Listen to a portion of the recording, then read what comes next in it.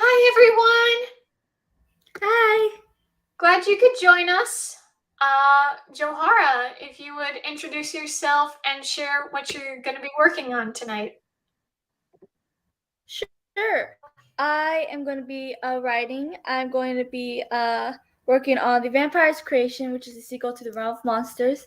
And I'm very excited. I'm going to be working on chapter 20. And it's kind of a big Yay! chapter, so I'm very excited for it. Awesome. How about you? I'm just currently just making sure I have it so people know that we're live. Okay, so Robin says she's going to be a little late. Okay.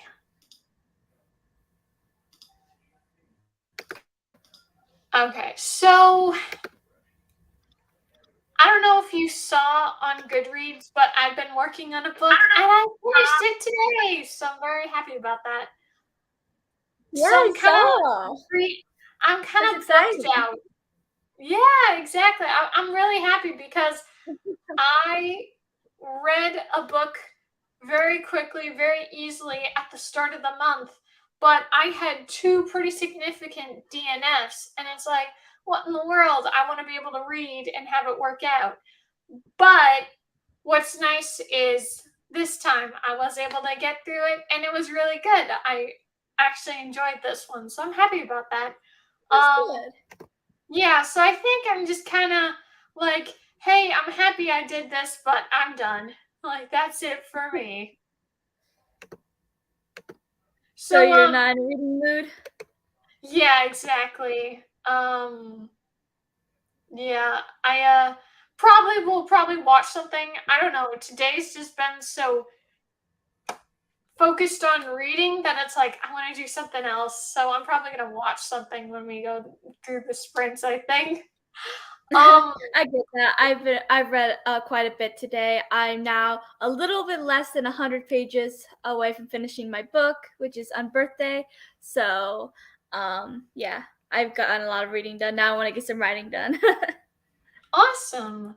Um so did you end up watching the new Owl House episode? I did. I meant to text you about it, but I completely forgot. Yeah. So what'd you think? I really enjoyed it. It was it was something else, but I liked it. How about you? Yeah, absolutely. Um I really did enjoy it. I just still feel so sad the way Disney treated this show. I just saw Yeah. so much of how much, like, it's great. Like, the team did a good job with what they had, but it's like just sad the fact that we're not going to see all that it was going to be if they just gave it the Yeah. proper time for it to end. Um, no, I really enjoyed it, but I gotta tell you, one thing I'm really irritated about is um, I had you watch the video, that Owl House best moments of the first episode of season 3 video, and I wanted to do this episode. Well, I tried multiple times to have it upload on the cinematic reviewer, and it does not work. Like, Disney blocks it. So I'm like, great. Oh So I wow. can't even do it. But I just was so annoyed because I spent hours on the video and it didn't even work. So I'm like, thanks, guys, Yeah, really. that's annoying. And then I see all these people, they're able to have the full episode clips and somehow they're not blocked. So, whatever. But I was pretty annoyed. I was like, come on, man. Yeah, that's annoying. Mm. What were your favorite parts of the episode? Trying to think. I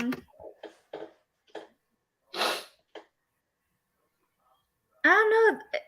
There are so many good parts. I liked being able to see the others again, seeing what like has been happening Yeah. the last several months. Like that was good. Uh and I like you know how it was funny to watch uh their reactions in the human world. It was kind of funny to watch the mom's reaction in the demon Oh, world. yeah. She's like new to it and stuff. And yeah, I mean, I kind of like the whole thing. I liked how they're finally in the world again, and seeing what has been happening, and something big is going down, but I'm very Yeah. excited for the next episode. Me too. Me too. I'm looking forward to it, but I just can't believe then it's gonna be over. Like, Yeah. I'm still doing rewatches of the other episodes. It just makes me sad that there's only one episode left of new content. I'm like, no. Yeah. Like, I just think this show is so good, and it's just so well done. Like the first time you watch it, it's like, wow. Like, it's great in general, but like there's just a specialness to it watching an episode for the first time with this show. I just really like this show, and I'm annoyed. But at least it gets to end properly, or at least semi properly. Whereas some shows are just canceled and that's it. Like you never get to find Yes. out. I don't Yes. know. 100%. Yeah, I don't know if you have. Have you watched any adult cartoons before? Adult. No, I don't like Okay. adult cartoons. Me neither. But I really like Inside Job on Netflix, and I did not like season 2, but I still wanted to see what else they were going to do with the show. And Netflix canceled it. So we'll never get to find out. Now, I see some people are campaigning for another network to pick it up, but that has not actually happened yet. So I don't know if that'll Yeah. actually happen. There's 2 Netflix TV shows that were canceled after 1 season, which is ridiculous because they both have such a huge fan base, and people are still trying to get it to come back and stuff. Which is First Kill, which is basically a vampire and who's in a family of vampires, and then a girl who's in a family of vampire hunters, demon hunters, but they fall in love. And then Julie and the Phantoms, which is about this girl who just lost her mom and loves to make music, and she finds these 3 ghosts boys who were a part of a band before they died, and they my mind just went blank. And they decide to form, and for some reason she's the only one that can see them unless she's making music with them, and then while they're doing their song, everyone else can see them too. It was Yeah. really good, and both left off at a cliffhanger, and it's like, seriously? Man, that's a bummer. Yeah, like seriously, it's just so annoying because a lot of people actually really love these shows and are still campaigning for them to come back, whether it's Netflix or someone else to pick it up, but they're not. And it's like, why would you miss this opportunity when a lot of people seem to enjoy it? I don't get it. Yeah. Man, that's a bummer. Yeah. So I know you and Robin were able to do a little live show yesterday. How'd that go? That went well, yeah. It was a last minute thing, and we had a couple people come in the chat, so it was nice. I made a lot of progress. I finished chapter 19 of my book, and Awesome. yeah, so Nice. Well, yesterday when, Robin had said that, I was like, I don't think I could do it. Like, I was so exhausted. And then I already had a plan with my dad to watch something, but it ended up working out. I kind of got my energy back, and we had a great time just spending time together watching this movie. So I'm glad I had a good time. And obviously, Robin will be here whenever she can.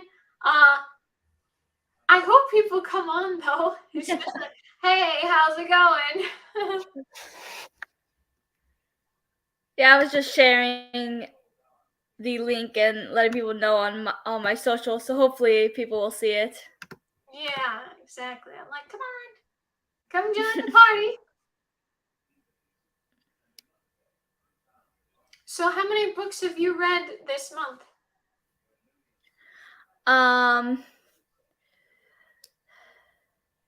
How many have I read this month? Hold on, let me see. I have to go to Goodreads because I have no idea. I didn't read as much as I wanted to, but I was sick for like a week. Yeah. Oh, right. Yeah. Yeah.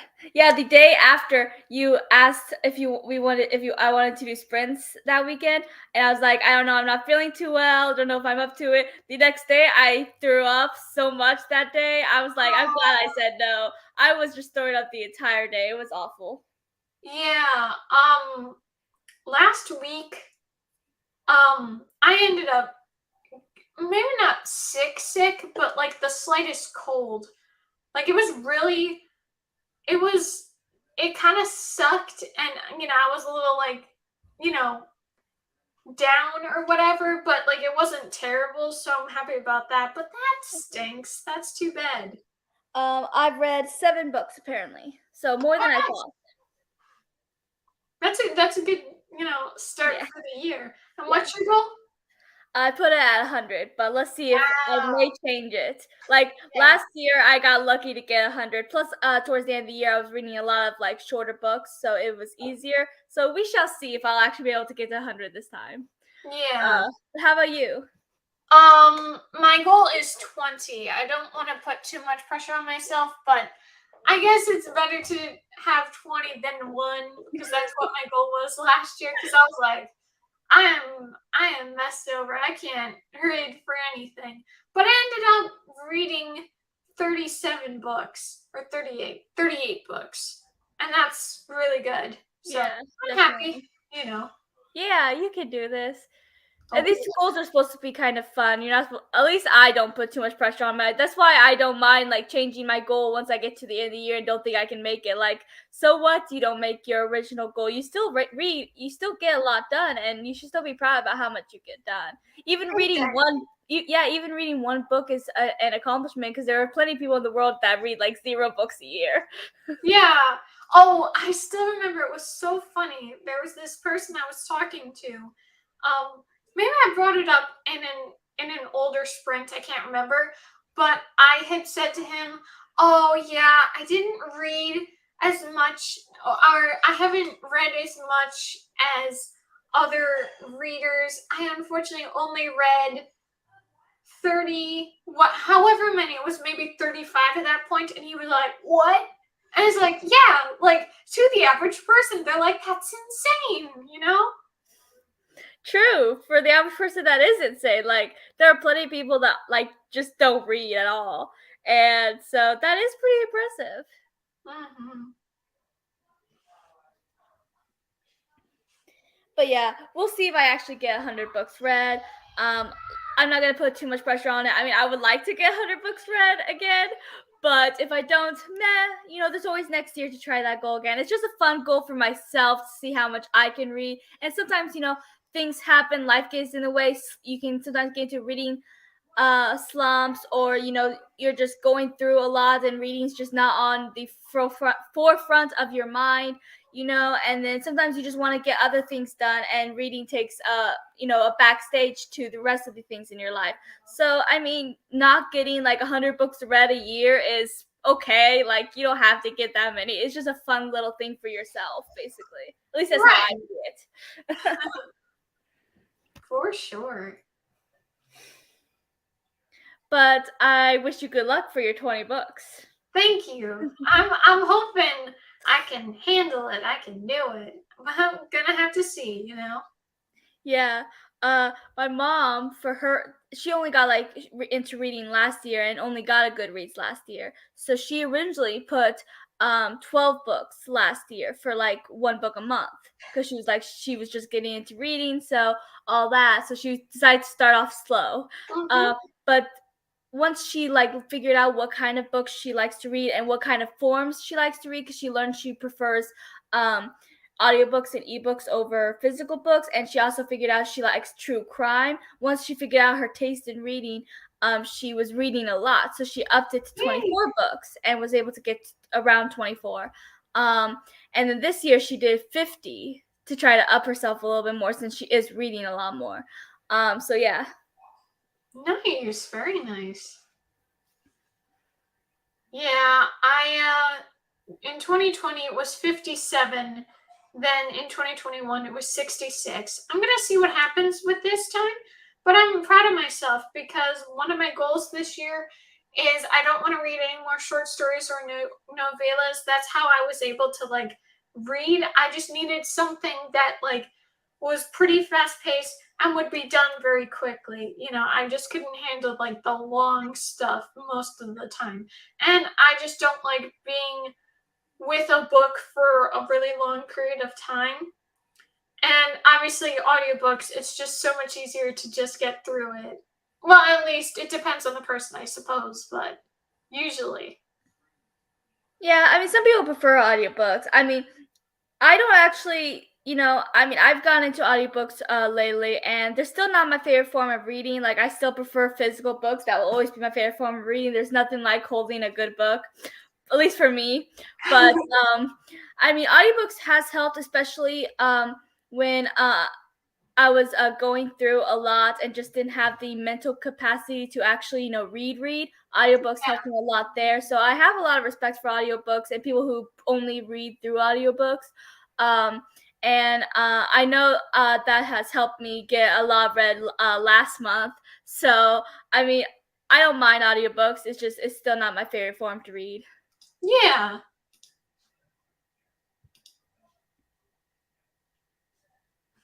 But I don't know if I prefer audiobooks over ebooks. I mean,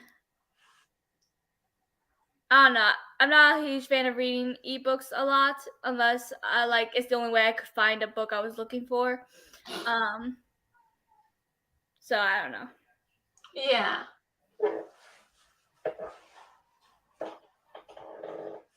I'm Have guessing you your got. favorite. Oh, Oh, go sorry. ahead. I was just saying. I'm guessing your favorite form to read is physical books too. No. No. I mean, what I need is I need to see it and hear it.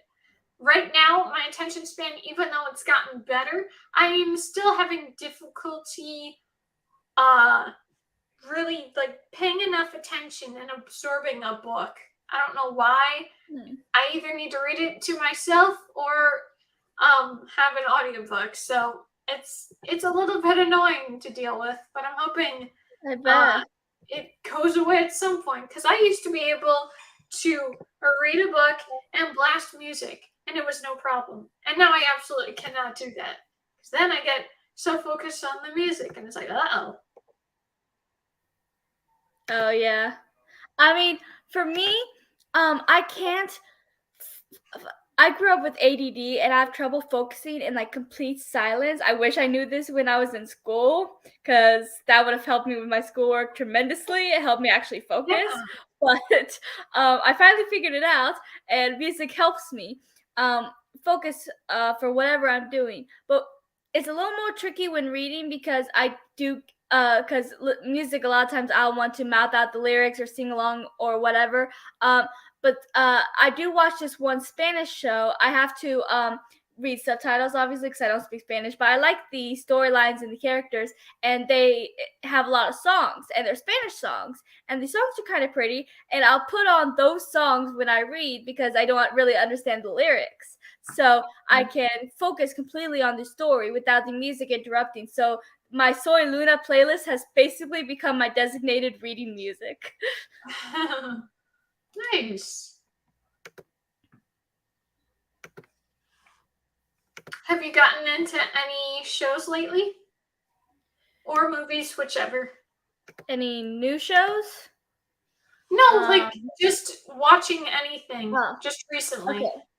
Um, I've been rewatching some episodes from some of the Arrowverse shows. Right now, I'm on Arrow. I'm just watching from whatever I'm in the mood for at the time. So I've been in the mood for some Arrow, so I've just been watching that. I did watch a little some the first two seasons of Stranger Things earlier in the month. Hey. Yeah, I plan to rewatch the other two seasons too.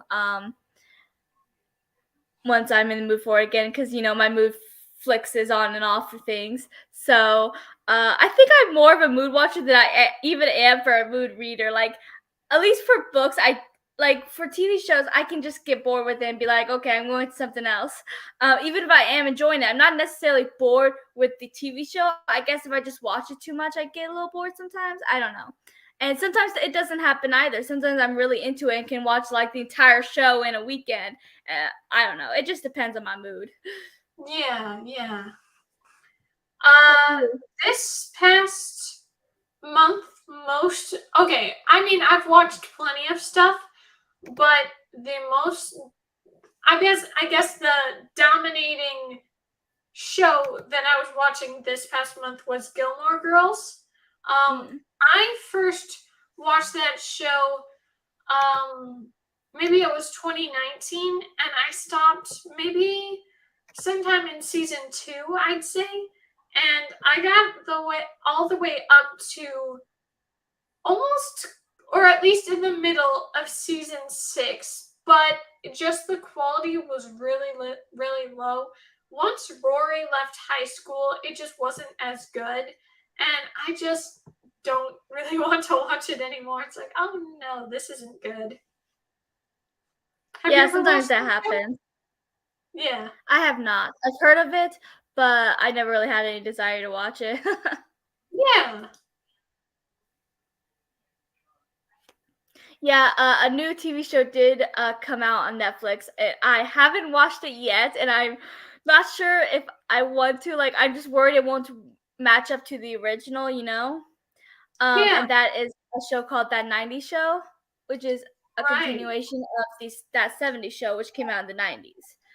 Uh-huh. Um, and I mean, the Red and Kitty, who played the main character's parents on that 70s show, are on here, and it's basically about their granddaughter and two other characters from the original shows, their son.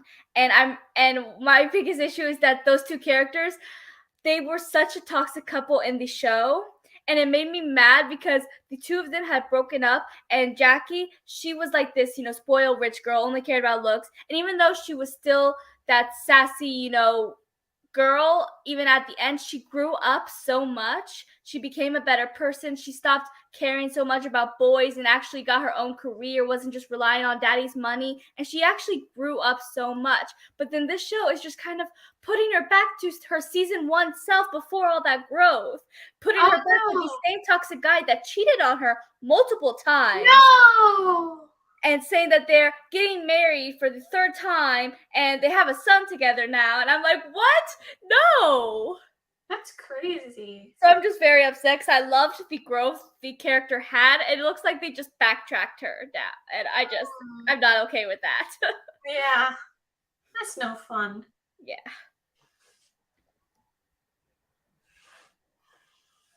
So I haven't decided if I'm gonna watch it yet. I did watch one scene which did make me laugh because when the granddaughter showed up with this guy she had met, it was the guy who's Jackie and Kelso's son.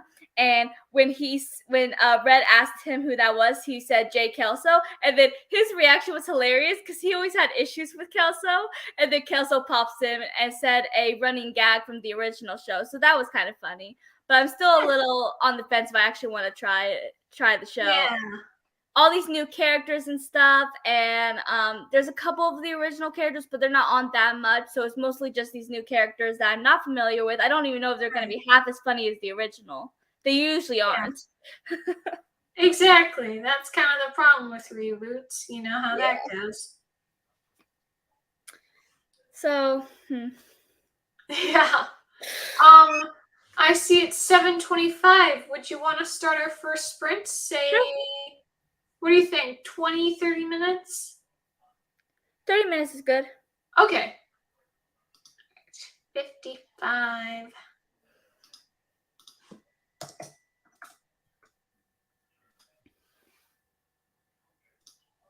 All right. We will be back at 55. Happy reading, writing, watching, whatever you're doing.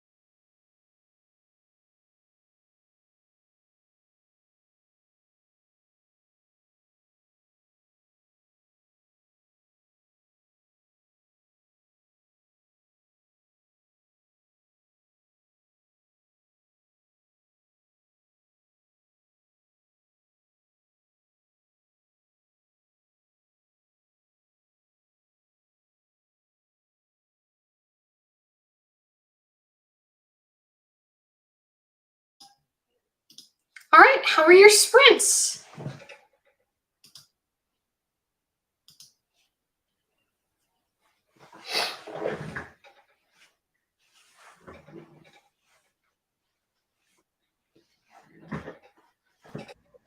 Hey. Hey, how'd your sprints go? Good, yeah. I got a start in chapter 20, and I'm really liking the direction it's going. Khaleesi just found out what's going on with. Well, she hasn't actually. She's still figuring out what's wrong with her because she's. This is like I've been doing a series of flashback chapters to understand Khaleesi and her history with the villain, Yeah. and this is the last flashback chapter, and you find out like how she became a vampire, and she's starting to show vampire traits, and she has no idea what's going on to her with her. So yeah. Very How about you? nice. How about you?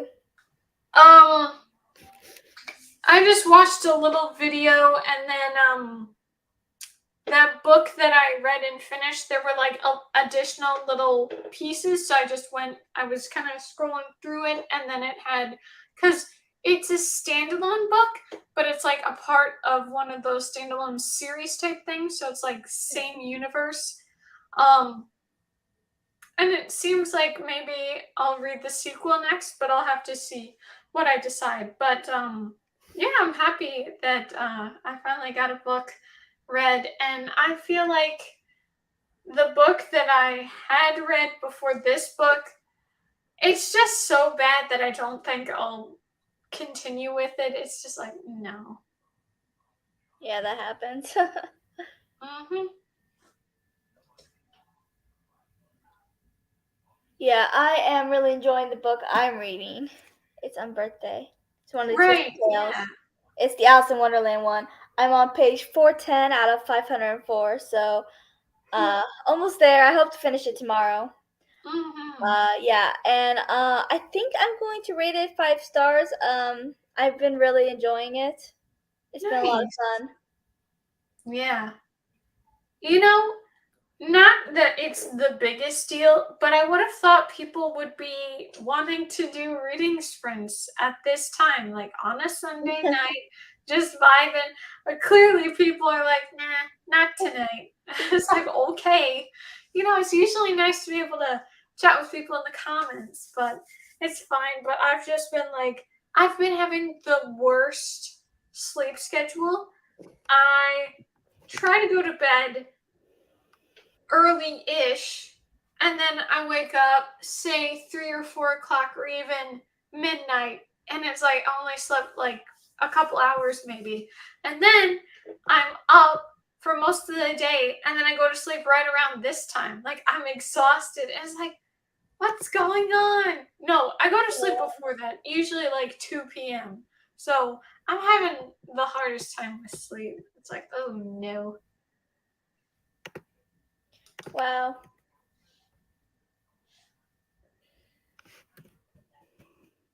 Well, hopefully you get some better sleep. Yeah, exactly. I'm like, stop it! Stop it now!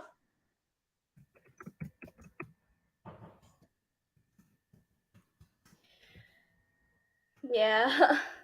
Have you been enjoying the winter time, the snow and stuff? Yeah. Nice. I mean, I'm sure, not during the times of being sick, but otherwise.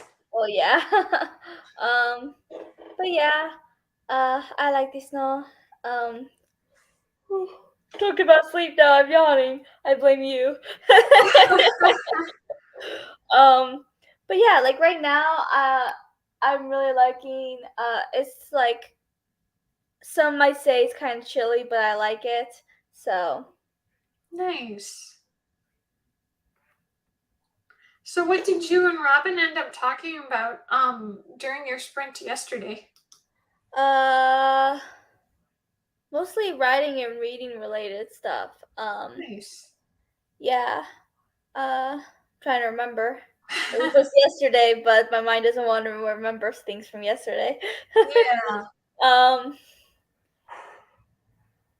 yeah, I think it was mostly just reading and writing related stuff. We were talking about what we were reading and stuff, and how our writing's going. I actually been getting a good amount of writing done last several days, so I'm very happy about that. Um, Nice. like I said, I'm on chapter 20. I think I'm about maybe halfway into the story.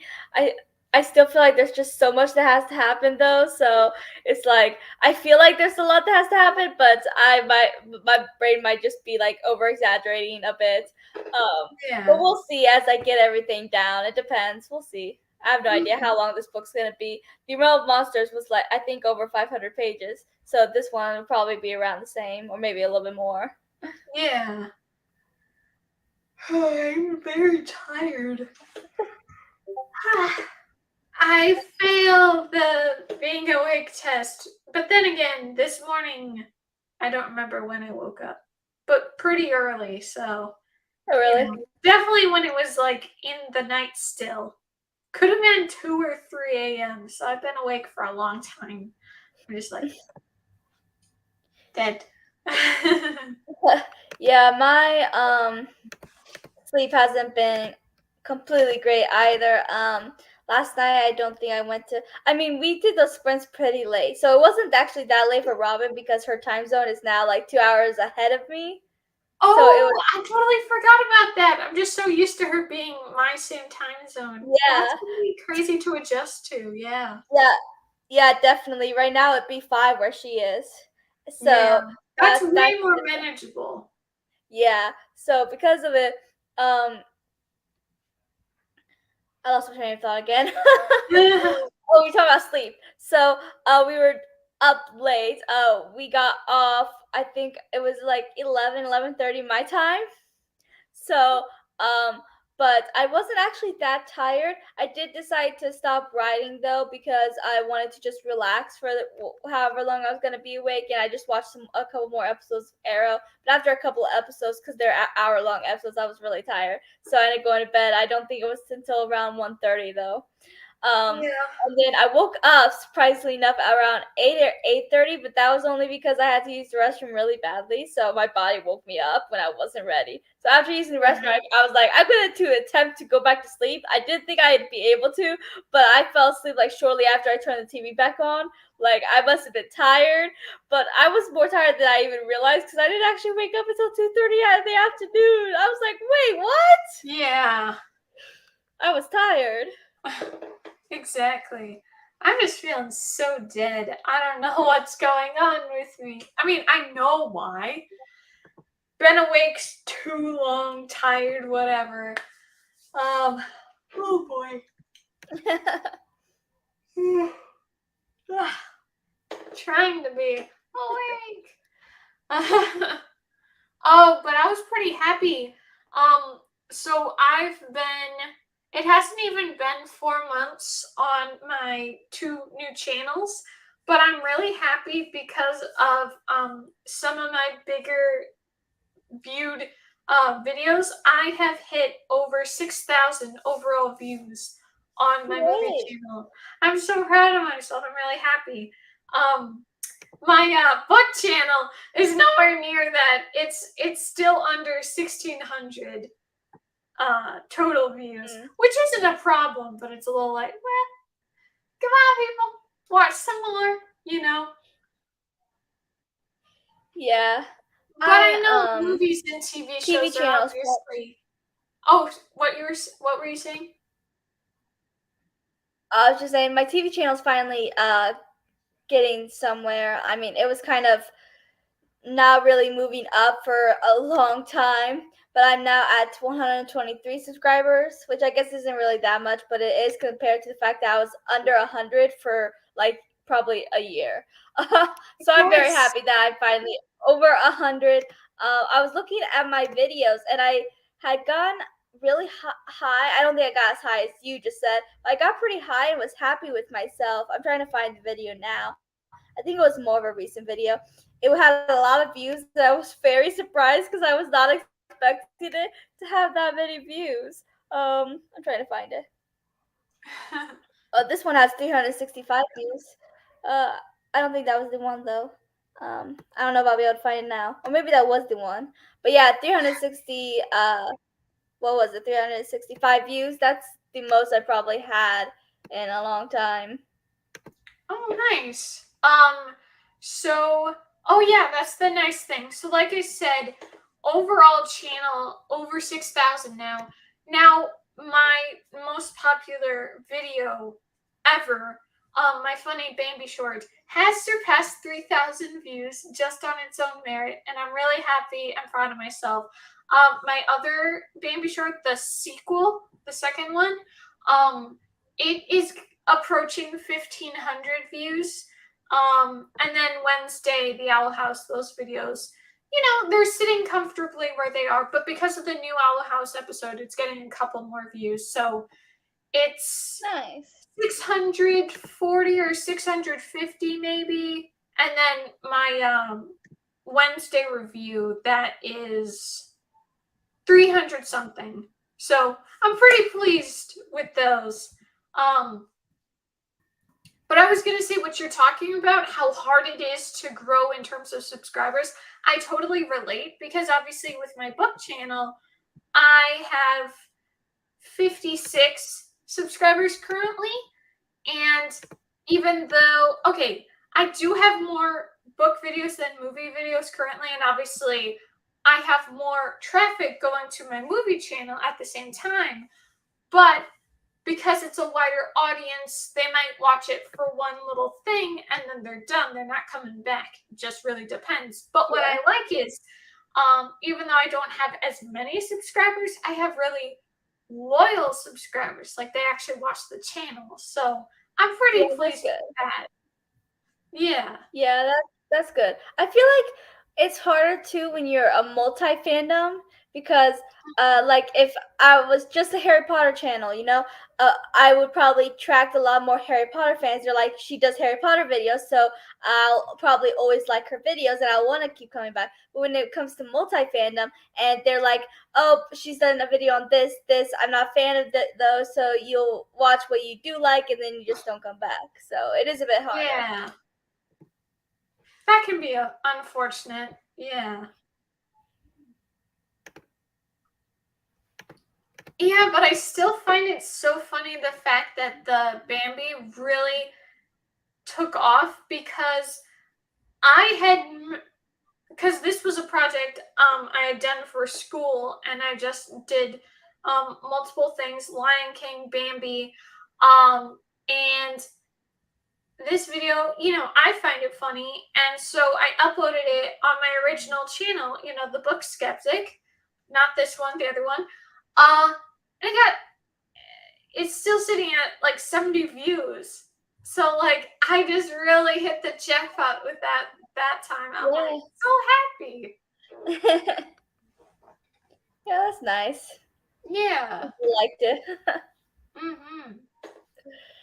I'm hoping I can be cuz I mean I'm really happy that I made a new book video yesterday and so it came out today, but I've been just struggling with like feeling I don't know. I've just been feeling down about making a book video. I don't know why that is, but I'm hoping that's going to go away because it's like, I like making these videos. I don't know. It's like, okay, I've been really watching a lot of these YouTube videos where it's these, channels that try to help other channels get bigger on YouTube. And even though I feel like I'm getting a lot of good, helpful information, at the same time, I feel like it's kind of dejecting for me. I feel almost a little like, oh, like I'm not growing the way these people are growing. Is it my fault or whatever? And it's like, you can't focus on that. Like, Yeah, yes, try to do better, but some of these things you just can't control. So, yeah. It can be hard. yeah, I haven't exactly. felt motivated much to film, but I'm hoping that'll change the next few days. I want to film and get something out. I don't know. I have a few ideas for my TV channel. I have to look on my notes and see which one I want to do. But for my book channel, I know which one I want to do. I just have to finish planning it and like getting the notes for it because I have to.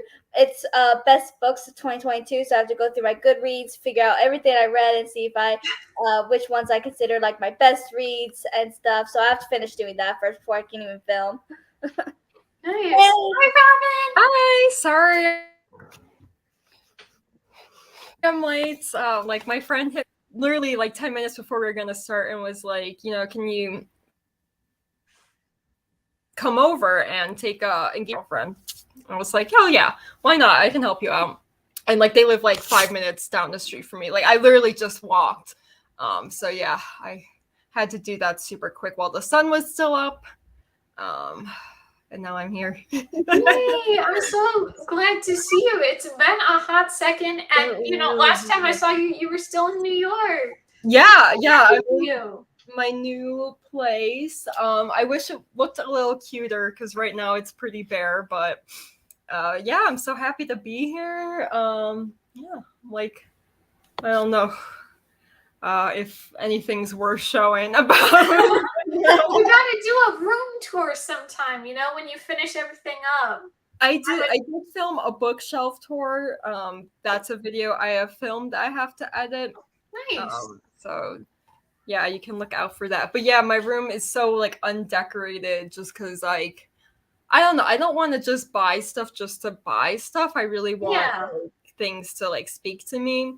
And I didn't really bring any decorations with me. I did bring a tapestry that I bought, but the room is actually shorter than I thought it would be, and the tapestry's just like dragging on the ground. So you're like losing effects. So like I didn't hang it up after all. But yeah, hopefully my next place I'll be able to hang it up, but Yeah, no, it's still really cool. But I can relate to that. Hold on. My finger's trying to point. This tiger canvas, whatever, this painting, whatever they define it. I have had this for years, like once I graduated in 2019, and only once I had gone to the first place I was in Florida in 2021. That was when I first finally put it up. Like a lot of these posters weren't, or at least these thicker things weren't there. My roommate has a dog, so if you just heard a weird groan, it's okay. Yeah, he was being a little weird. He's kind of a little pervy old man. I love you, but you're a little pervert. Yeah. You are. Noises on camera. You can itch yourself, but don't make weird noises. Yeah. No, I understand what you mean though, because my cat, I know cats clean themselves and everything, but sometimes when they're cleaning themselves and they're getting near their butt, weird stuff like that, it's like, stop it. He's never made that noise while like cleaning himself. So, and like, especially because he's right by my computer too. Like, I know everyone got like a full like earful of that dreadful noise that you made. I'm making fun of you. Yeah, because you're being weird. But I call him, he's my roommate's dog, even though he doesn't pay rent. So yeah, I make fun of him for being somewhat of an obnoxious roommate because he doesn't pay rent, doesn't clean up after himself, doesn't make his own food. He loves my bed for some reason, even though he has his own bed. I don't understand that. And lately he's like been like going through my wastebasket to find my tissues, which is something my dog used to do. Oh, wow. So I don't know what it is about my tissues, but they really like them. So yeah, I had a talk with him about that. That was a weird pervy thing you did. And you're not a puppy, so you can't get away with that. Yeah, he's such a freeloader. Yeah, he really is. Yeah, I'm like, what do you do around here? He doesn't work, like, man. Nice. Well, not nice, but you know what I mean. I know. I think it's funny to just treat him like a person. Yeah. Well, I've been finding it funny. I've been seeing some of these tweets where people are talking about some of these neighbors are mistaking. They're like, oh, I hope there's not an abusive situation going on because like they're yelling as like, stop hurting me. And it turns out the person there, the person is actually their cat or their Yeah. dog or something. I was like, oh no, it's not what you think. Right, yeah. Yeah, like I texted like my friend like, oh, like how do I tell my roommate that he can't just bark at me every time he doesn't get what he wants? And she was like, which roommate? And I'm like, the dog one. Like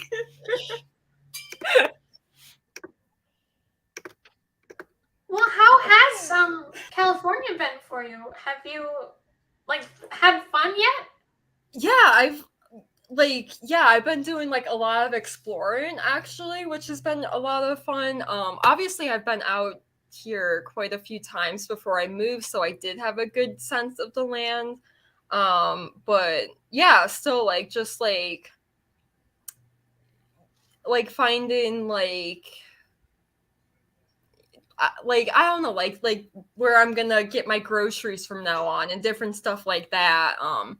Has been kind of fun, and yeah, I've gone to a lot of different places I haven't been before. I've spent time with friends too, which has been great, but also a lot of time still hanging out alone. But I've been very comfortable being alone at the same time, so that's been really nice. I think it does help that I do have a roommate though, because it's like at least like we'll talk a little bit each day, so I'm not going crazy. Exactly. But at the same time, like we do like give each other space. So yeah, everything worked out really great actually. So I'm pretty stoked. It's pretty surreal that yeah, like I'm actually here. Like I like the place I'm staying at. Like my roommate's really nice, except for my dog roommate who can be a jerk. Still talking about you. You need to make a video, Robin, just tearing this dog apart. I feel like my roommate would be offended because even as it is, like I'll be picking on my dog roommate like this, and then he'll like scold the dog, and I'm like, no, I'm just teasing. He's being a dog. Like I have experience being around dogs. Like this is for my entertainment. You know what I mean? Yeah. Yeah. Because like he loves to lick, and I like my dog like would kind of lick a little bit, but he goes nuts on it. So I'll be like, okay, no kisses. Like, come on, but now is not kissing time. And so my roommate will be like, no, stop that. And I'm like, it's fine. I'm teasing him. Like, yeah, I mean, I have nothing against dogs, but I'm not really a dog person, and some of that is because I hate licking. It's disgusting, and it makes my skin crawl, and I don't like it. Do you hear that? Clearly, those eyebrows are going. He knows what's up. Or I think he knows that he's on blast right now.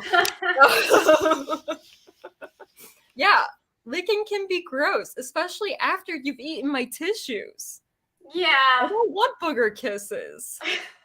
Or when you've been cleaning yourself, I don't want butt kisses.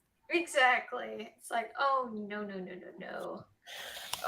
Yeah, I totally get that, Joharra, though. Like, I'm okay with a little licking, but yeah, it can be excessive, and it can be, okay, where's that tongue been before, Oh, literally, yes, exactly. Like, oh, no.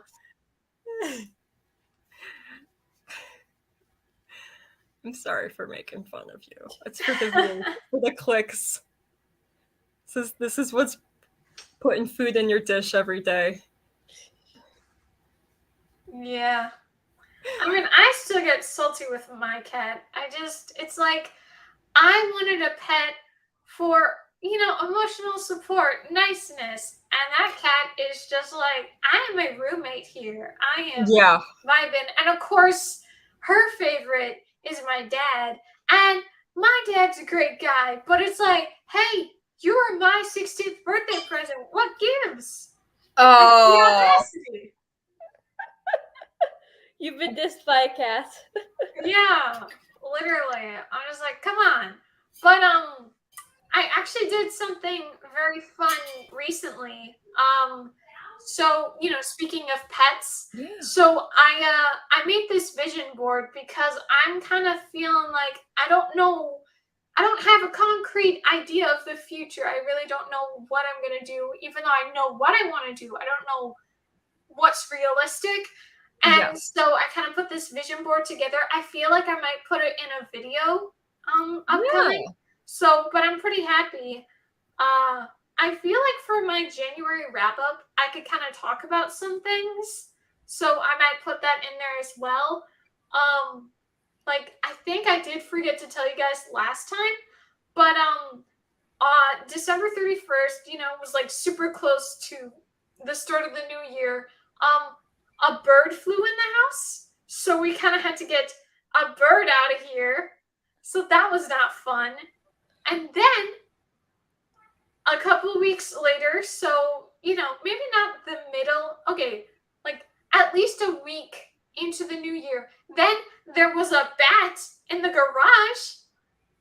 Like, fortunately, my dad looked it up to see Florida bats, what's going on there. Fortunately, they're not supposed to be too dangerous, but it's like it's a bat. So fortunately, my dad was able to get the bird out of there. It just flew away, and then but the bat, a bat's a bat. I thought my dad would set it free, but he was telling me what he had to do because it's like that thing could just fly at him if he lets it out. So things had to happen, but it was a bit of a rough situation because I thought it was another bird because my mom and I were coming back and I just saw something fly. I was like, what is that? It turned out to be a bat. Yeah, I've had bats in the house before, and like that, like I don't mind bats like out in nature, but when they're in the house, it really, really freaks me out. Yeah. I remember in elementary school, so I would have still been in Illinois before I moved to Florida for a little while. We were going somewhere. I do not remember what now. It was so long ago. But when we opened the door, there was a bat on the porch. No. And it was injured. The little wing was injured. Yeah. And I don't remember it freaking me out, but then again, I've always liked creepy stuff, so bats were right up my alley. But we had to call animal control and stuff so they could help the bat. Yeah. Yeah, I mean, that I would be okay with, but it's when they're like in my space and like flying around and like, especially because like my house back in Buffalo, like it had like a really high ceiling, so like the bat would be like way out of reach, and I'd be like, oh my god, I'm gonna get this thing out of the house. Also having a dog, I'm like, okay, like what if she like scraps with it, like that's super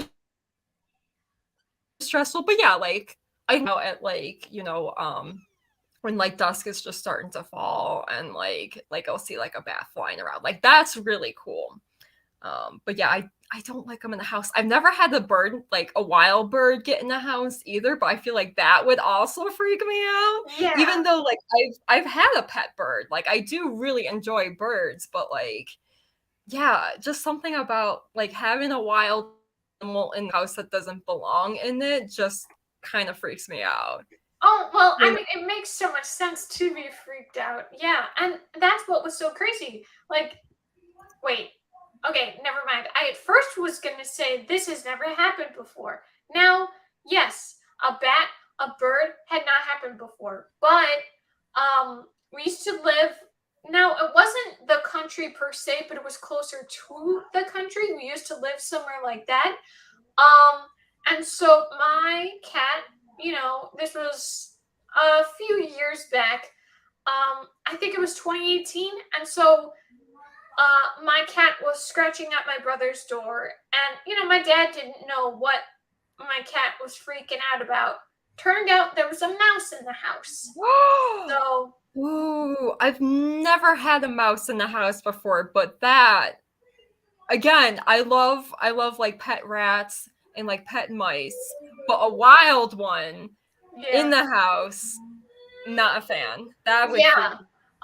And it was like a crazy journey because what's interesting is because sometimes, like I said, closer to the country, but not quite the country, my dad would let my cat out, and I mean, he would be supervising, but it happened at least once before. She's definitely a domestic cat. She's not an outdoor cat, but if she really wants to hunt, she can do it because she got a chipmunk, brought it in the house, like a part of it, and it was still alive. But fortunately, my dad was able to get it out. But that was a little crazy. But with the mouse, my cat was terrified apparently because we weren't there because it was my dad and I were supposed to be having a day to hang out, and it didn't work out like that because the mouse was in the house. And Yeah. so he had to come back and everything. I didn't go upstairs. I was like, I don't want to deal with a mouse in the house. Yeah. But apparently, because I didn't see it myself, but apparently my mom said even though like this thing had been wandering all around, it was still upstairs, but it was still all around.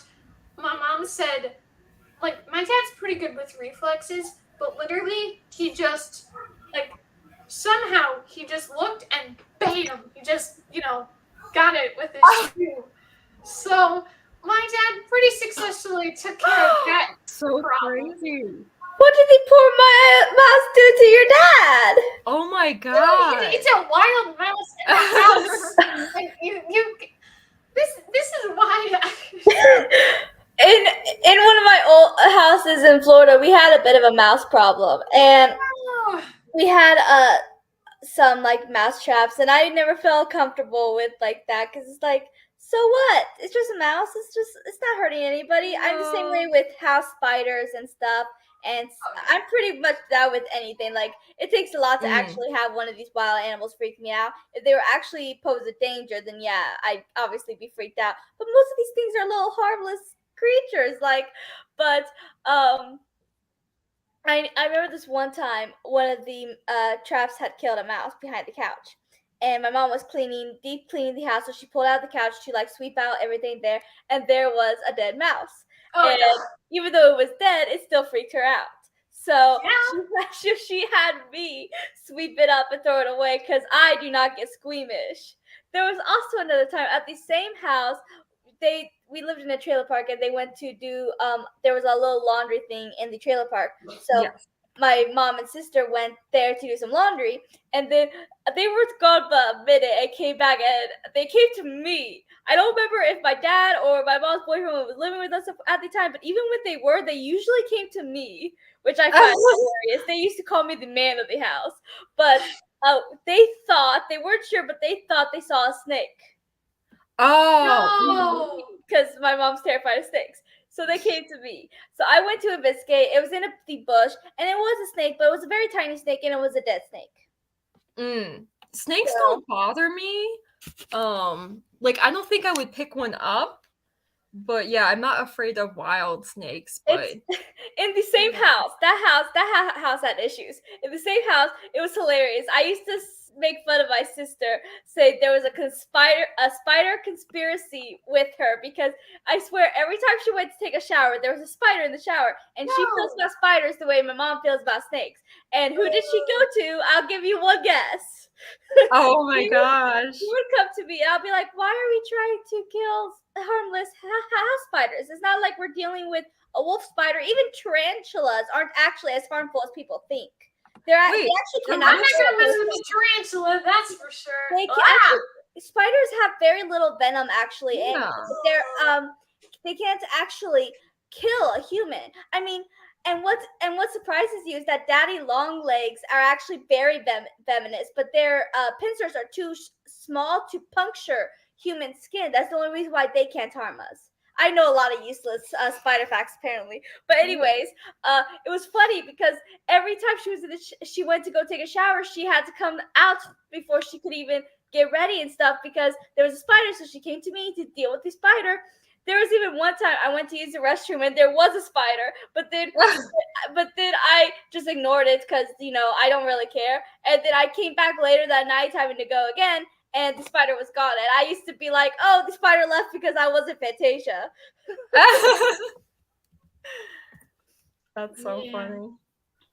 Yeah, I cannot deal with the creepy crawlies. I hate them. Ugh. Even you talking about it, I was like, stop. I'm just not a squeamish person. I can't handle it. But what's funny is when I was a little kid, so young, I literally was very interested in bugs. Like, I thought they were pretty cool. Like, we this area where I grew up in Illinois, we would have cicadas, and so like we kind of were looking at those bugs, and literally it was kind of like a running joke with my dad and my mom that she'll study no, now what's it called, the study of the bugs, entomology or something.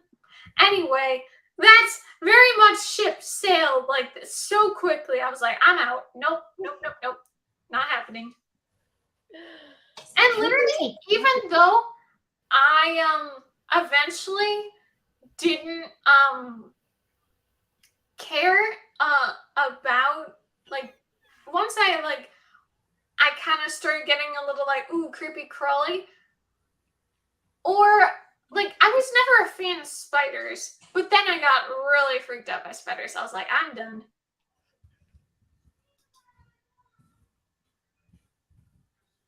Yeah, there you go. Yeah, I like to joke saying, because I'm not, I don't mind animals. I just don't want to own one, basically. Like, I don't want to have to deal with taking care of animal and all that. But I like to joke saying, I will own a bear cub, though. I'd be like, give me a bear cub. And my mom's always like, no. And I'm like, oh. Yeah. But I know a lot of useless bear facts. So here's the useless bear fact for you all to know, too. There are a lot of, like, when people think about bears, they usually think about pandas, polar bears, brown bears, black bears. Those are pretty much the main 4 bears you think of. But there's a lot of other bears that people don't know exist. One of them is called a sun bear, and they are pretty small for bears. I think they don't get much higher than the average dog. Wow. And there are some and they have like these really long tongues and stuff, so like they're very dog-like. And there are some countries where you're allowed to own a sun bear as a pet. They will literally show them walking along the streets with leashes, other sun bears. It's like, let's go there. I want a sun bear. Oh boy, that's crazy. Wow. Yeah. Well, based on some of the reactions here, I think I'll just keep the, hey, a bat and a bird into our property. I think I'll just keep it to the live show. I'm like, okay. Like, it just reminds me of that episode in The Office where a bat got in the office, because then Kelly was all like, oh, don't you dare kill that, it has a whole family, it's an innocent little thing. And the second it got out and it was almost near her, she's like, kill it. It's like, exactly. Like, people could be like, oh, you shouldn't harm it. It's like, and what's gonna happen when it gets to you? Exactly. You don't want that thing messing with you. I mean, clearly, Joharra, I guess you don't care. I mean, like I said, they always called me the man of the house. I wasn't squeamish. I didn't care. I was just like, I just didn't care. Like, most of these spiders and stuff I came across, they were harmless, so why care? Yeah, I was talking about the bat and the bird, but... Well, I didn't really care about the bats either. I thought it was cool. And the fact that, if they feel threatened, they will attack, just like anything. But Robin, you weren't here yet, but I was saying to Joharra, I've been looking on my analytics on both my channels, and I was telling Joharra, I am so happy because as of today on my movie channel, overall views, I have hit over 6,000 views, and in under 4 months. So I'm very proud of myself. I'm very happy with it. And the highest video view I've ever hit in a single video. It's now hit over 3,000, so I'm very happy. Nice. That's amazing. Congratulations. Thank you. Yeah, I'm pretty happy about it. But Joharra and I were sharing how we are both having such a problem, even though it's like nice to get the more views with a broader audience, but people don't really stick around, so subscribers are really hard. Because even though I've gotten so much more viewage on my movie channel than my book channel, I have significantly more subscribers here than my movie channel. But I was saying to Joharra that what's nice is the people that have subscribed on my movie channel are very loyal and actually watch my videos. It's like, yay. Yeah, I mean, all I really do is the booktube channel, but I feel like I have a hard time with viewers, repeat reviewers coming back. Repeat reviewers coming back. So yeah, it's the same for me. I don't know why, but I just think that's the booktube audience. I guess like me as a like viewer of other booktube channels, there's only like 2 channels I really view quite regularly. And also if I'm like, okay, like I can't buy any new books, I don't want to watch booktube because I want to buy more books. So I wonder if that has something to do with it, that people are like, oh, like I see that like Tiffany and Joharra have updated, but I don't know if I want to watch them right now because I can't be buying any new books. No, that's a good point of what you're talking about, but that does remind me of the fact, now, when I first started booktube 3 years ago in 2020, I was like watching more of other channels I'd never seen before, but quickly I stopped doing that because it's like I'm not really having a good time enjoying myself. So I really need to make sure I only really watch content that I want to see. So maybe it could be people are like, okay, I trust this person and that's who I'm going to watch. And then those people just continue to grow like crazy and then the little channels just get forgotten about. Or they get one view and then they never come back. It's like, no. Yeah. I mean, yeah, even the big channels, like it took them a while to get that big. It's gonna take a while for us to get big too. I mean, smaller channels are harder because it's like people, I guess, don't want to subscribe to people that have like lower subscribers because they're like, if they don't have that many, then they can't be that good. But no, it's just harder to get that footing. And once you do, it'll be easier. But it just takes a while to get that footing. Yeah, that's a good point. I feel like somewhat exciting things happened this month, but now I'm like in a blank mode. I'm like, what happened this month? I totally get you. I'm like the same way. Like I had a really, really great month, but also I feel like the good things that happened to me are very like underwhelming, I guess, for anyone else, but just compared to like where I was at last year, like I'm having a really good year compared to last year. You know what I mean? Like, it's a personal best for me that like, oh, I am getting out, I am seeing friends a lot more than I was last year, and just stuff like that. Hi, Brenda. Long time no see. I just saw her yesterday. Nice. I'm so sorry. Robin, I am so tired. I was telling Joharra I've been having the worst sleep schedule, so I've been up since like 3 or 4 a.m. So I'm like struggling. So I'm so sorry. If you could repeat what you just said. There was something you said that made me think of something I wanted to add, and now I've forgotten what you said. I think the main point of what I was saying is like I'm doing my personal best right now in life. Yeah. So I don't know if you feel the same way, that like compared to last year, this year has just been going a lot better, even though like the wins are a lot mundane. But yeah, no, I'm doing really well for me right now. So. That's so awesome. I would say for me, January's kind of sucked. Like I've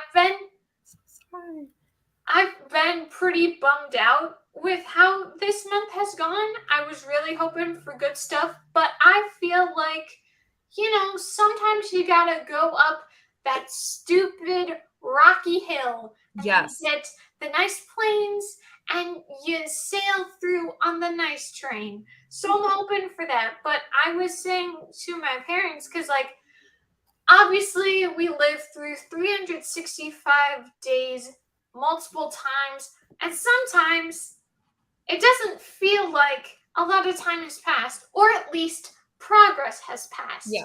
Like, I feel like even though there were good progressive things that I did for myself in 2022, at the same time, I'm like, what did I really do this past year? So I'm really hoping, I didn't mention this in my 2023 goals, but one thing I do want is, because I only figured it out yesterday maybe, but I really want to see a significant change between January 2023 me and December 2023 me. And I want it to be so great. I really want to be like, hopefully, a friend group. I would really like that, because unfortunately, besides the occasional work friend in the past, that's been about it. I really just haven't had the opportunity to meet anyone. And it's like, girl, get out there. But also, obviously, you still have to rely on someone else to be, friends. But I'm hoping it won't be too hard. But I really want to more dip my toe into the world, explore, because I'm just such the stand by myself type. And it's like, I need to be stronger. I need to get out there and live life, because that's, I think, part of the reason I've been feeling dejected. Like, there's a lot of reasons, especially now in the world, how bad things are. But I would say the fact that I struggle with, like, socializing and stuff. But it's like, how rewarding is socializing? Like, I was terrified to do live shows at the beginning, and now I'm so happy that I do them. Like, if I did decide to back out, because I was thinking about chickening out, even though I'd agreed to do it, and I'm glad I decided to do it. So I'm hoping I can have more experiences like that. So I really want to have really good things happen. And like I mentioned in the 2023 goals video, I've been doing so good with counting, like logging every movie, show, YouTube video, like, but also at the same time, sometimes, like, you watch things and it doesn't even occur to you how much you've watched. And now I'm like, wow, I do watch a lot. Like, a lot. Like, it can be 10 plus hours, 8, 6, 5. The least one was recently with 51 minutes, but that is, like, so rare. So it's interesting to see. And I think what I'll do is I'll probably be like, and this was January, this was February, just for the sake of, like, having people follow along with me. And then I'm going to be like, and at the end of the year, this is my grand total. So I'm looking forward to it. I think that'll be fun. Also, I didn't mention this in my in the video, because you know how some goals are just more personal to you and you don't want to say, hello, internet, here are some of my personal goals.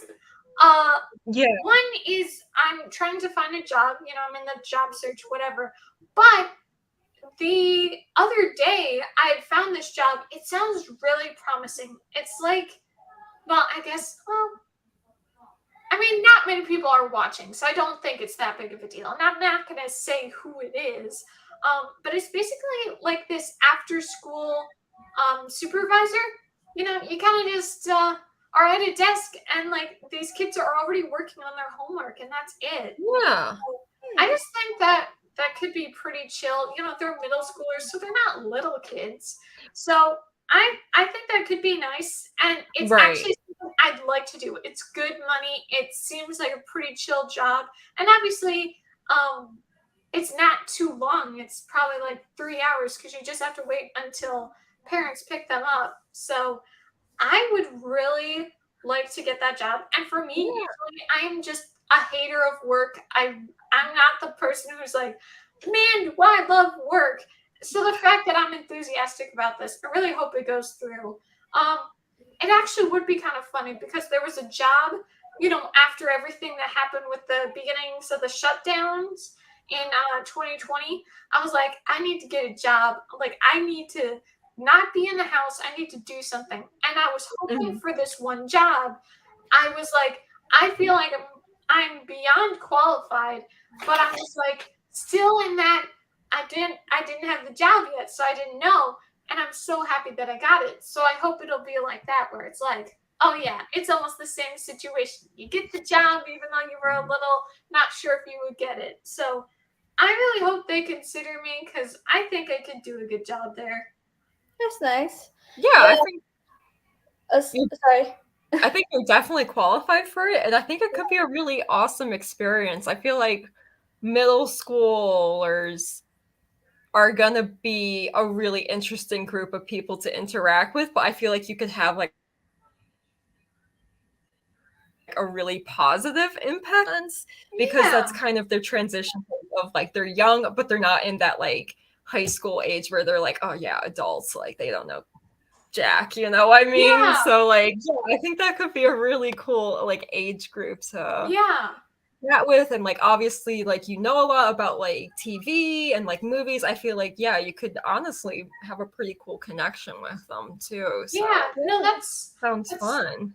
That's a really good point. And what's really nice is it's not like a classroom size. Like it's just a handful of kids. So it could be very nice. So, I really hope they consider me for it. I would be I hope you get it. Yeah, so I'm really hoping that could go. Man, I'm trying to remember when was the last time we did a sprint. I think it was literally before Tabby had her baby. Okay. So it's been a while. Okay. So I didn't mention anything about going to Universal then? I don't remember that. Okay, so probably not. Okay, so earlier this month I got to go to Universal. That was really fun. But it was insane. Crazy lines. So like there were just so many people, and we were there for 14 hours. We got there right away. We stayed till the very end. Oh, it was painful. Like I was literally almost limping because of how much effort we've done with our exercise. It was just too much. I think that is the most exercise I've ever done in a single day in my life. Like it was crazy. But what was nice is so we've gotten free tickets because my mom had a friend who worked there. They gifted us the tickets, and so we met with her, and then she was talking about this thing of this guy who like potential of like filming, editing, acting, stuff like that. So I was able to like send in all my information. I have not heard word yet, so maybe it's not gonna work out, but it's still, it was still at least a nice offer and excitement to think about. And I heard back from this person who had found me on one of those acting sites. Because they had to work on a project, and now they're done with that project. So who knows? Maybe soon I could potentially be a part of their video because they're like an independent filmmaker. So, this is some promising stuff. So I'm gonna have to see what happens. But, nice. That's really exciting. Yeah. So I'm sure, as you can see, unless you guys already saw it, I can't remember how long it's been, but I rearranged things a little bit, so I cleaned it up a bit. Yeah. And I haven't gotten a little calendar yet, but I found this little guy. Which is a cute little penguin with a Santa hat. Oh, so cute. Yeah, I've gotten it. It was like a work gift from a job I had a couple years ago. So, it was nice to be like, oh, I forgot about that. Like, I was going through other stuff that I hadn't seen in a while, and it was just, oh, that's so nice. So Yeah. that was really nice. So, like I'm saying, there were positive things this month, but there were plenty of problems. Like I was sharing with Joharra right away in the first couple days of January, I finished a book. I was really proud of myself. Then there were two, over the course of this month, there were two DNS, even though I'd gotten through 30, 40%, respectively, with these books. It just didn't work out. But I'm so happy because today I finished a book. So I succeeded and I'm really proud of myself. Yes. And what's exciting too is it was a good book. I enjoyed it. So I was very happy. I'm so excited for you. Thank you. So Joharra said she has read 7 books this month. What about you? I got you both beat at 11 books. Way to go! Awesome. I've been reading, I told Joharra this last night, I've been mostly reading middle grade books and novellas. So that's honestly why I've read that much this month. So yeah, I feel like that is important information to disclose. Yeah. It's not like I'm reading like 600-page books. Well, yeah, but reading is still reading. I mean, it's still pretty impressive. It still counts for sure, but yeah, that largely the part of why I got that much done is, yes, it's middle grade, which is just a lot quicker for me to read, and then novellas that are shorter. So. Yeah, I was looking at what I read this month. Let me get back to it. And I've read kind of smaller books this month too. I have to get there. I'll be right back. Yeah, no problem.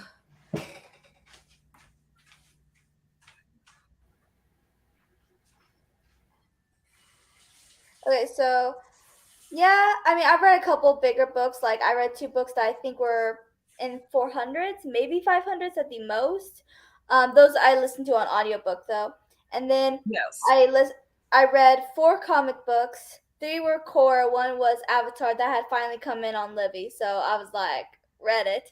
And then another one was a short story, part of the Percy Jackson universe, because Rick Riordan does have several short stories that are part of the Percy Jackson universe. So I read that. So yeah, I read a lot of shorter books this month as well, which also helped me. I probably wouldn't have read that much if I read bigger books because I did get sick. But oh yeah, I'm hoping to finish on birthday. I said unfinished for I got all confused. Finish on birthday. That is what I'm trying to say. And by the end of the month, which I think I can, because I was telling Tiffany, you weren't on yet, Robin, that I was reading a lot again today, and I am now a little bit less than 100 pages away from finishing. Yeah, I'm on page 410 out of 504. So, yeah, I have around 100 pages left to read, which I hope to do in the next couple of days, which I think I can do with how much I have been reading. And then that'll be an 8th book I'll finish in the month. So, yeah. Nice. That's awesome. Are you gonna be reading today, or are you gonna be writing? Because I definitely missed that. Yeah, writing. I'm working on chapter 20 of The Vampire's Creation. I know we were talking a little bit about that, about how this is gonna be the last flashback chapter for now at least. And yeah, like right now from what I'm writing, Kalista is like can hear things that she shouldn't be able to hear, smell things she should be able to smell, and she just used her super strength for the first time to get out of the chains that was holding her. So, and now she's about to look into a mirror, and that's the scene I'm currently writing. She's like noticing weird features on her, like she noticed her normal blue eyes are now red, her skin's a lot paler than normal, and she's about to notice her fangs. I have not quite got that point yet, but her fangs are about to appear, and yeah, so she's figuring out something's wrong with her, but she's still unfamiliar with the term vampire because obviously from what we were talking about yesterday with that little spoiler that kind of came out. Yeah. So she's kind of unfamiliar with the term. She doesn't know what's happening to her, but yeah, she's starting to notice the features that are making her a vampire. Yes. Interesting. Nice. I just remembered, Robin, when you were talking about books and stuff like that, then I was like, oh, this more recent thing happened. So, two exciting things. One, I was reached out to become a part of this website, for reviewers, book reviewers, and stuff like that. You get indie arcs and stuff like that. So you have to get approved first, but I'm gonna see how that goes. And then I got reached out to on Twitter. It sounds like a pretty good book, but I could be a part of a book campaign. Read this book, review it. So I'm pretty happy with like how these things are going. Like this is not what happened with my first book channel. Like I definitely was not all that consistent with it. Obviously I was working a lot, so like there was a lot of explanation for that. And also this was like my first ever time trying YouTube, so I had to give like myself some credit. But I'm just really happy with how things have been going. Like, even though, I'd say, even my mom was acknowledging, we had a conversation recently where she's like, yeah, like, it's just who you are. You just don't have the highest self-esteem or just don't acknowledge your reality of how great you are and like the good things that you do. And so sometimes, yeah, like I'm just so focused on the what I didn't do, what didn't happen for me. And it's like, but look at all the great things that happened. And that's like a really good beginning start to the year. So if those things go through, that would be awesome. If it doesn't, I'm looking forward to the next door that opens. Yeah, that's a great attitude to have. Yeah, definitely. Yeah, this month hasn't I mean it's been alright. I mean other than getting sick for like a week. But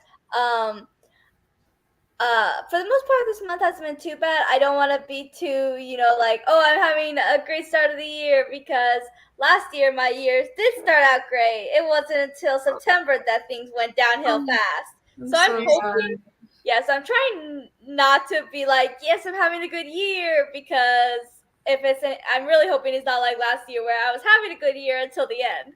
So I'm trying to hoping for a better year. Yeah. No, for sure. So I did a video on my movie channel. So I know I told you guys about how many movies and TV shows I'd seen, but the year was not over yet, and I had watched a little bit more. So my grand total was 180 movies and TV shows. So oh wow. Yeah, I watched a lot. And the funny thing is, like, there were two other things that I'd watched. One, I almost totally finished it, and the other one was closely done, but not quite. And I just didn't count those because I didn't watch it fully. And you know how sometimes you're kind of done.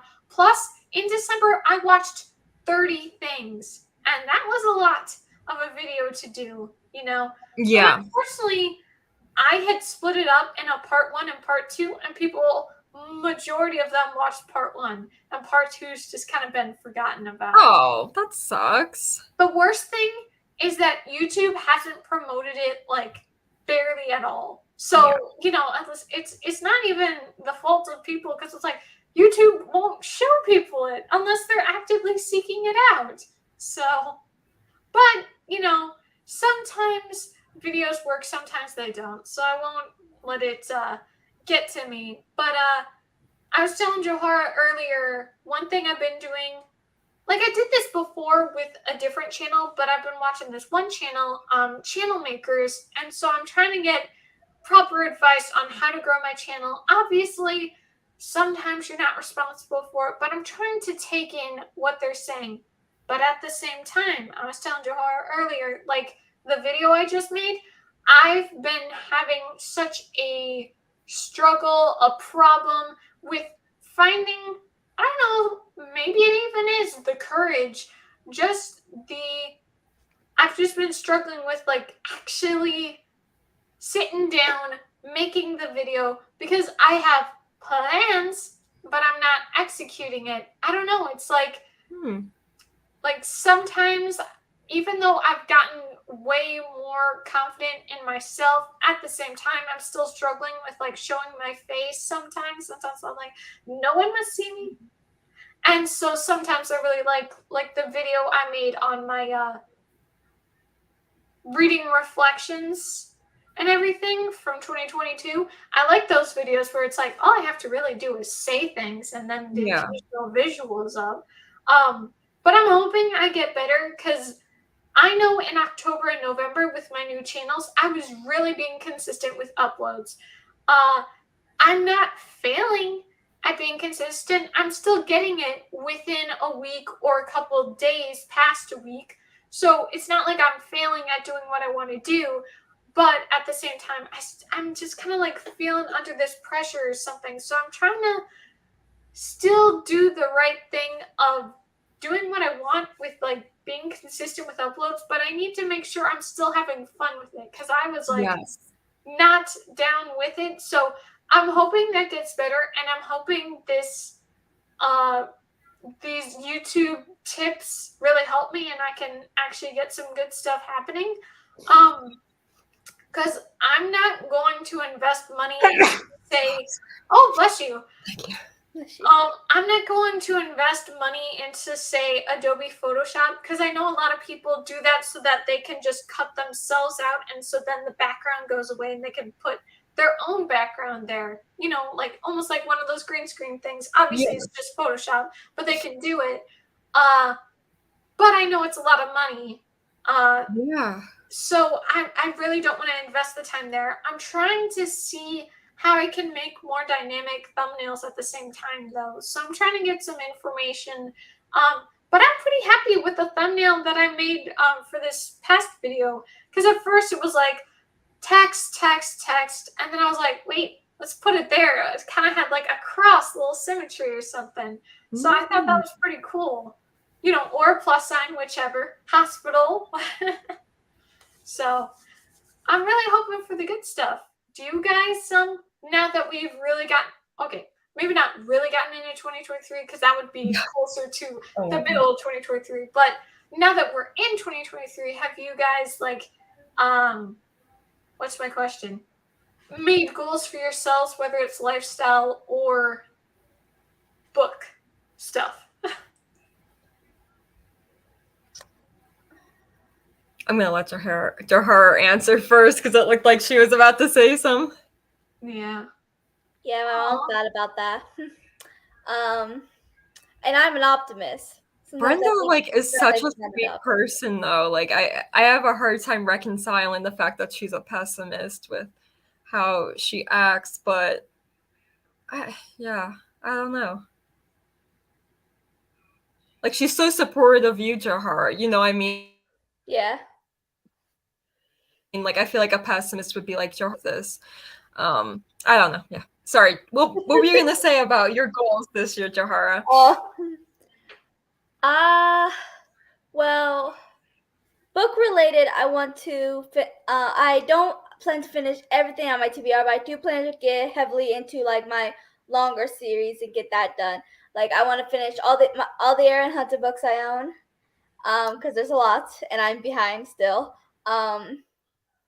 And I've been trying to get the Warriors on audiobook, but apparently there's a lot of people listening to them, so they've been, because all my books with the move and how crazy it is, and we're in a small house, like my books are kind of everywhere, and my Warrior books are everywhere, and there's a lot of them, and I don't know the order off the top of my head, so I don't really want to have to search through all my books to find the one I'm on. So I've just been waiting for the audiobooks to come in on Libby, but they're taking forever at the same time, so this is going to take forever. So I'm going to have to reorganize my books eventually, which I'm just dreading to do. Yeah. But and I want to finish Charmed, which I'm also going to have to look for, which is I'm also dreading. And then let's see, writing related, I want to publish The Vampire's Creation for sure. And personal, I need to get a job, but first, my mom has been talking about moving, so I want to see what we're going to do with that first, because I don't want to get a job and then us move and have to get a notice and all that. That's too much. Move to Southern California. Okay. Okay, I'll let my mom know, which I think she's still watching right now. Yeah. So. Yeah, I'm like, yeah, don't move to LA. It's insanely expensive, but yeah, if you want to move by me, it is a little. It's probably a little more expensive than where you're living right now. But like I said, like I used to live in New York, so I had the New York state taxes. So now I'm just paying California state taxes, which is about the same. Yeah, I don't know. I love it out here though. That's nice. You still in all of them? Yeah, I said, could I steal these? I didn't buy myself any snacks, and I'm in a snack mood. You can steal all my Twix. That's rude. I'm stealing them anyway. You can just live without them. I've been robbed. She stole my Twix. You know, the delivery you had there was so funny. I've been robbed. I just witnessed a crime. Right? Yeah. Call the cops. Get them. So, You know what's actually it is. Oh. You know what's actually funny, Robin? You know, you mentioned the city or the area, but not like specifics, because obviously security very important. Don't want to dox myself. Yeah, for some reason, like it's been a while since I've seen a map. For some reason, I was like, okay, wherever she is, what if we're like, you know how they like have it where it's like, oh, this is the same orientation, like this location and this location is the same like this, you know? Yeah. So I was like, oh, let me check it out. And then I forgot California is like this and Florida is here. Like it's on the bottom. But, so that was a little silly. But then, you know, I just checked it out because like I really didn't know where that was. But then I checked it out and I was so surprised. Okay, I know it's not close, but I was so surprised to be like, oh, there's the border. You're so close to the end. Yeah. I mean, I'm not super duper close. I just mean with like how the GPS works. Like close it to just the border, shows but it yeah, I am like, because I used to, scale. yeah, I used to live like right by the border by Canada, and now I live by like the Mexican border, which is like such a weird thing that I like. I'm so used to living to like so close to a different country that, well, when I lived in New York, like I literally would sometimes panic about accidentally crossing the border. Because like that's how close I live, that like sometimes if I take the wrong turn on the highway, like I would literally be on the Peace Bridge heading to Canada. But I'm not quite at the same situation where I am here. I'm not that close to Mexico, but yeah, I am close to a different border instead. So yeah, I've always lived near borders my whole life. That's so interesting. So weird. You know, the only borders you have not hit in a while is the Borders bookstore because it is gone. Oh, our Borders.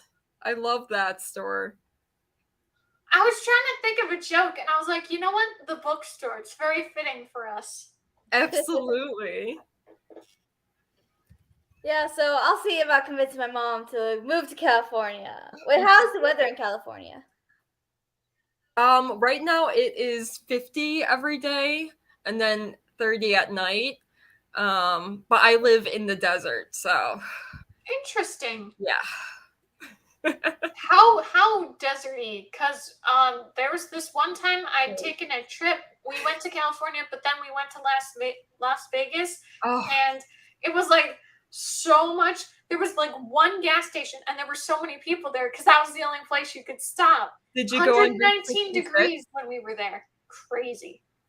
Were you driving on Route 66? I have no idea. Maybe.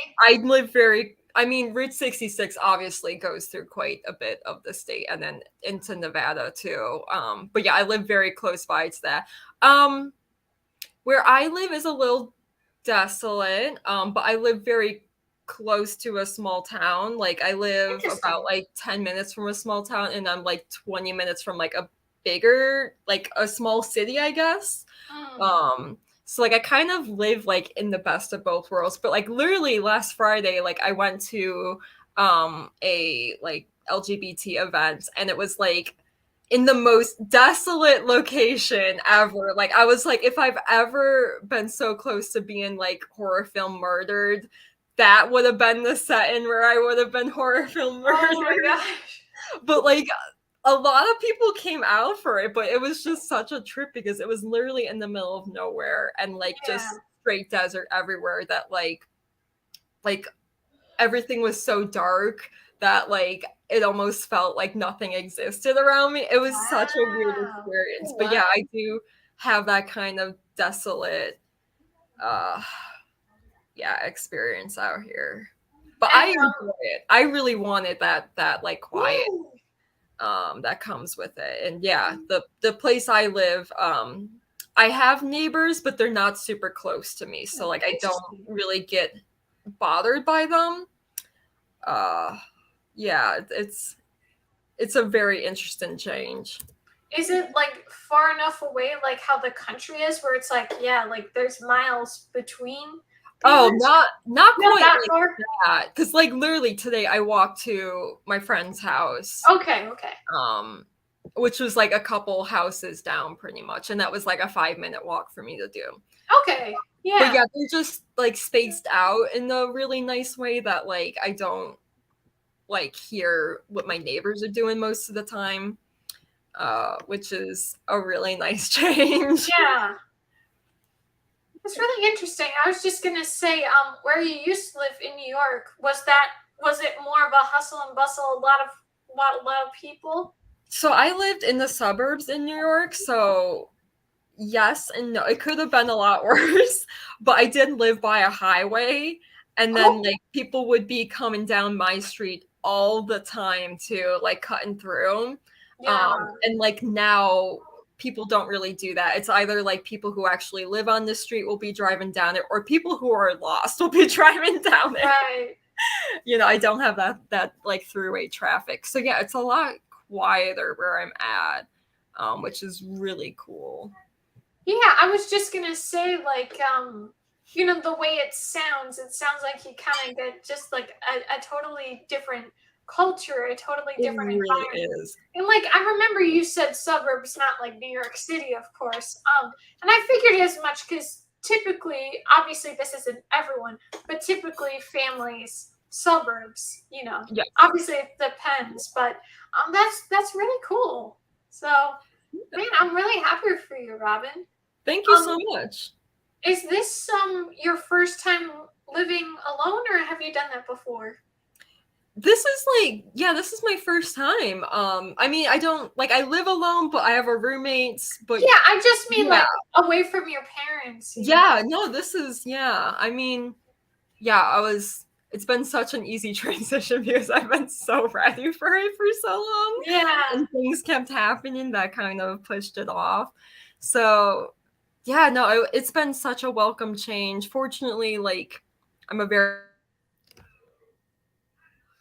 good cook. I've like a lot of just like daily stuff has been so easy for me to pick up. I feel like I've talked to some people who've like moved out for the first time and they really struggle with those kind of things. Yeah. But I've been so prepared. Man, that's awesome. So yeah, it's been such a really positive experience for me. I definitely really needed it too. Like I love my parents, but yeah, I needed that independence. You know, it was long overdue. So yeah, nice. You know what I think is cool? Like I personally, like I know, like some people can measure years by January 1st, December 31st. Sometimes I like to measure it based on your birthday. And I was just thinking, didn't you say like last year on your birthday things were a little hard? Like the start of the year was kind of hard. Yeah, I like just got like dumped like a week or two before my birthday last year, which was kind of it Yeah, was I kind of a was, real shitty start. yeah. Excuse me. I was just gonna say, like, just what I was talking about, how I want my December and my January to be drastically different. I'm so sorry. Yeah. Um, Okay. Yeah. I just think that's so cool. Like, I mean, you're living on your own. You got all this independence. Like, I'm just so happy for you. This Thank just sounds like you. such an awesome, great thing. Also, Yeah. I've seen your channel grow. Like, I know you were talking about there was like a video you did with someone. Is that why? Or I think so. So I did a collab with another sci-fi booktuber, and like he has a pretty good like loyal following too. So I think a lot of people like saw me collab with him on that channel, must have liked what I did. yeah, And we're like, oh, like I like sci-fi, like I'm gonna follow her because she also talks about sci-fi. So yeah, I've gained like I don't know, like 40 or 50 followers from that. So that is so awesome. the most I've gotten in such a long time. So Yeah. yeah, I'm so grateful. And I love the video we did together too. I know, sci-fi isn't either actually you kind of like sci-fi, Tiffany, but Yeah. no, I had so much fun doing that video. And yeah, just like we talked about our favorite aliens from different books. Our choices were books that the other hadn't read, so that made it a really fun experience. That is so awesome. Yeah. I love doing that video.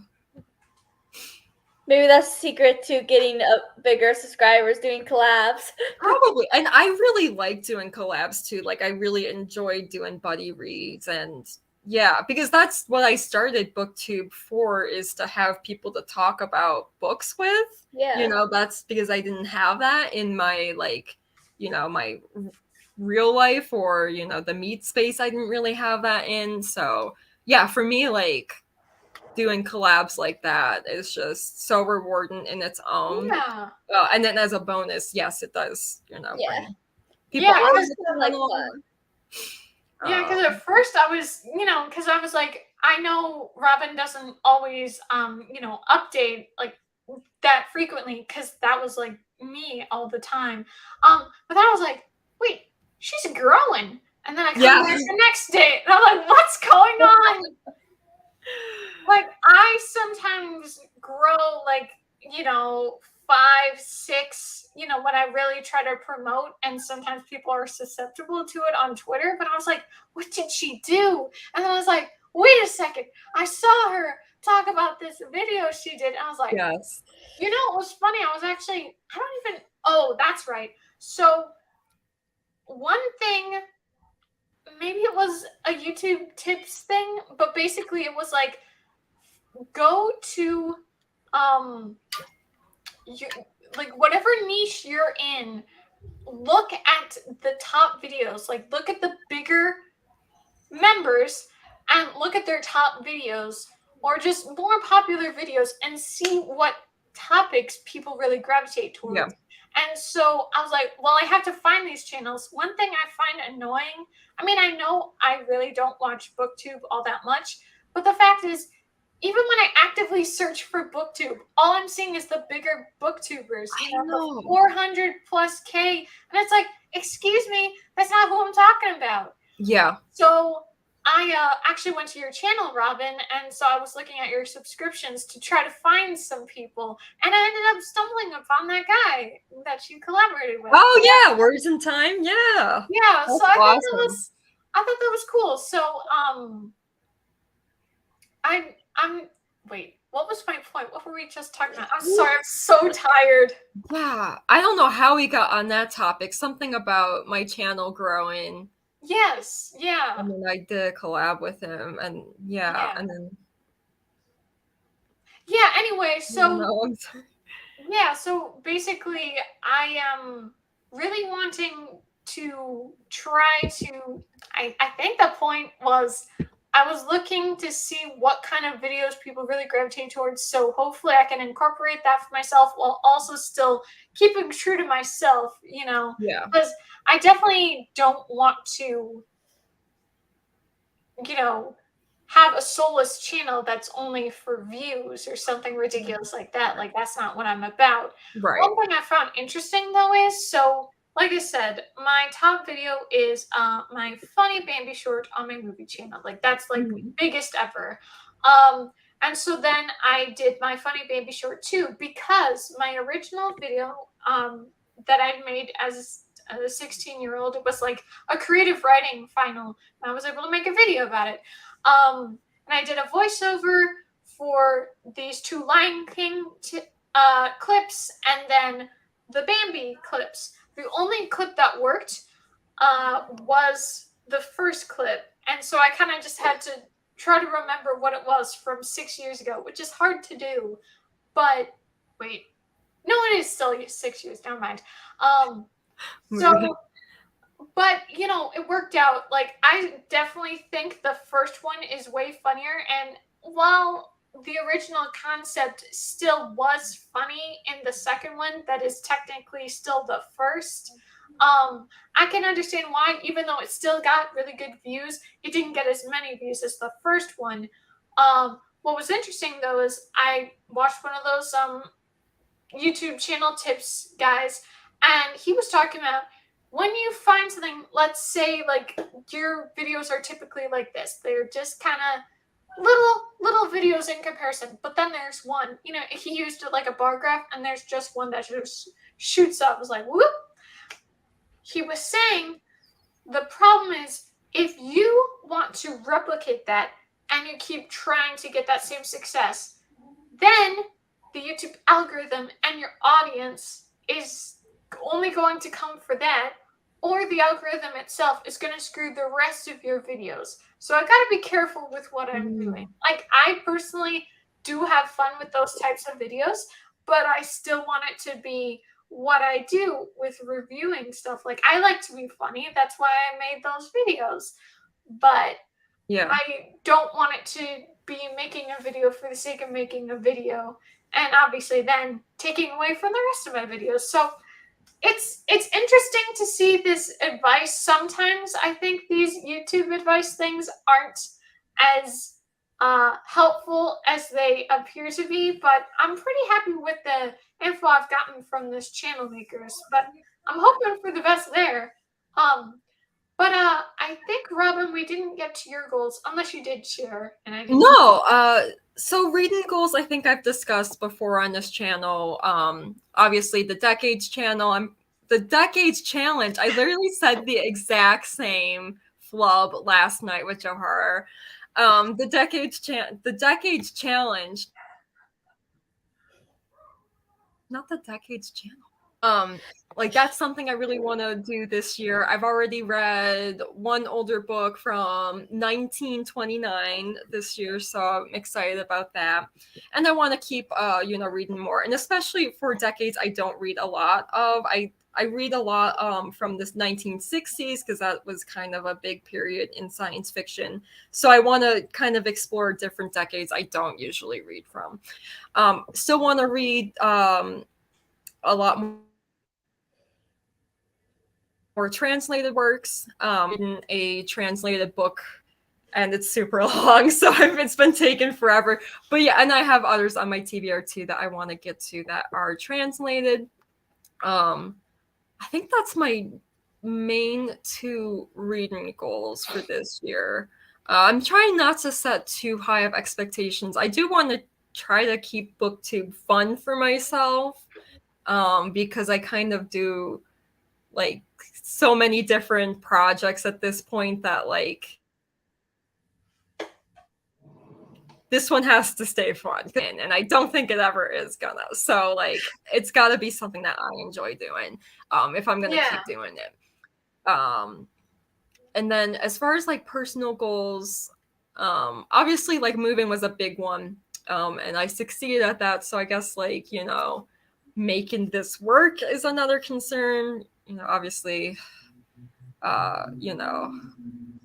Like learning budgeting is something I'm really gonna have to work on because I'm kind of a person who like doesn't like to spend money, but I kind of really have to for Yeah, so I'm I the have to same. learn how to manage, like, okay, I can spend this much money on things that I really need and then like allow some money for like fun stuff if I'm going out or, want to get takeout one day a week or something, but I need to learn balance. My first week here, I got takeout way too many times, and I was like, this is a problem. But yeah, it's like I can't do this. This is way too expensive. So yeah, that's something I need to learn. And then I'm lucky enough that I have friends out here, but I do want to branch out to and meet more people. And I've done pretty well with that. Like I said, like I've done really well kind of exploring places on my own and like getting out and like talking to strangers. I haven't really made friends yet, but like I think it's been a really positive change to like how I acted in New York, where I kind of just did my own thing when I was out in public. But I think I'm in a very good area where like it's a smaller town, so people like know each other, and like people seem to be a lot more eager to just talk to strangers, so I think that has really helped. And I think that's about it for personal goals. Yeah. Awesome. No, that's really great. Thank you. I'm really hoping that all of you that that you're able to hit your goals, but I'm really hoping to make really good things happen this year. Yes. But one thing, so I guess I didn't get a chance to tell you guys earlier this month. I just dealt with one too many of those stupid guys on that dating app, so I got rid of it. Oh yeah. It wasn't too long. It hadn't even, or maybe it was like only 2 months or whatever. And it was just like, I mean, a lot of garbage, it's not really worth it. And it's just kind of dejecting to deal with.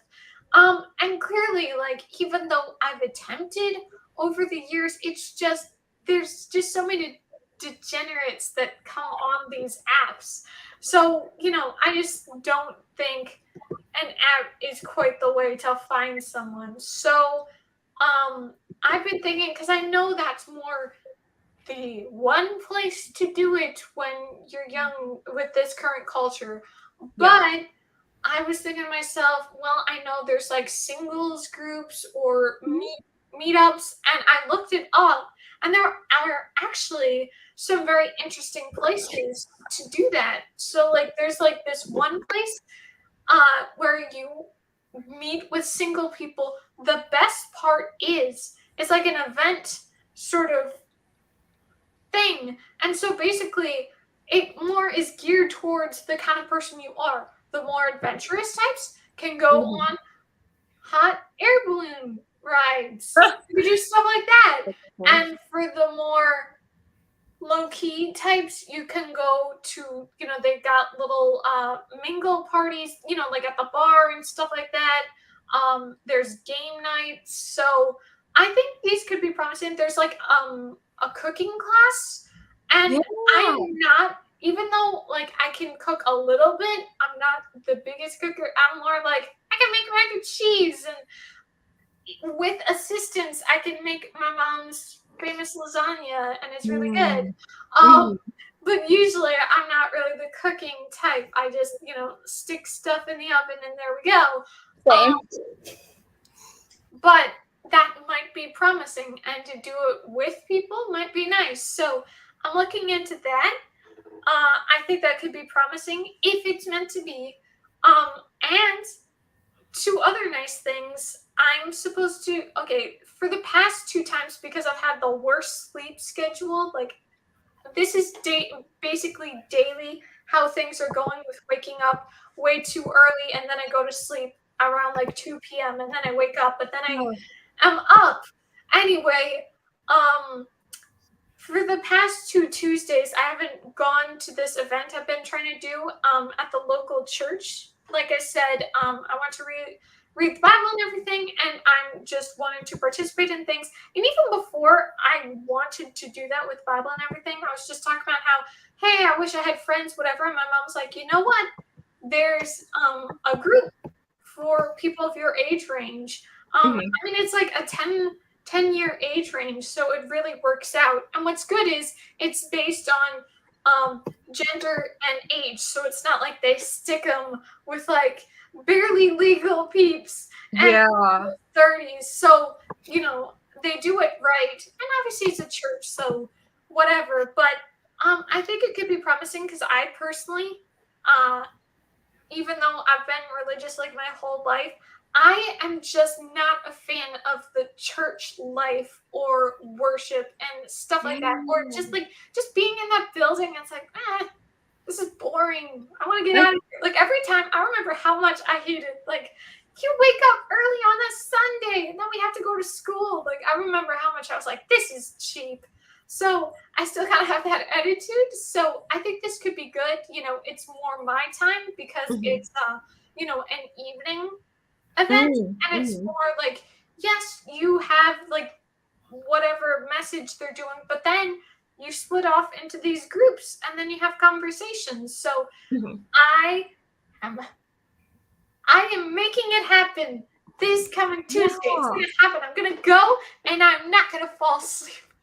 I will be able to go to it. So I'm really hoping for the best there. And shoot. Oh, I've been really wanting to do trivia. Like my parents and I, years ago, we got to do one of those movie trivia things. Now it was like movie trivia of really ancient movies, so there was a lot of stuff I didn't know. But we found one. There's like a Seinfeld movie trivia, so I'm looking forward to that. And yeah, I'm finding other trivias, so I'm really looking forward to it. There are really good events that I'm now kind of looking into. Yeah, I think both options are such a good way to meet people, Yeah. So that sounds so cool.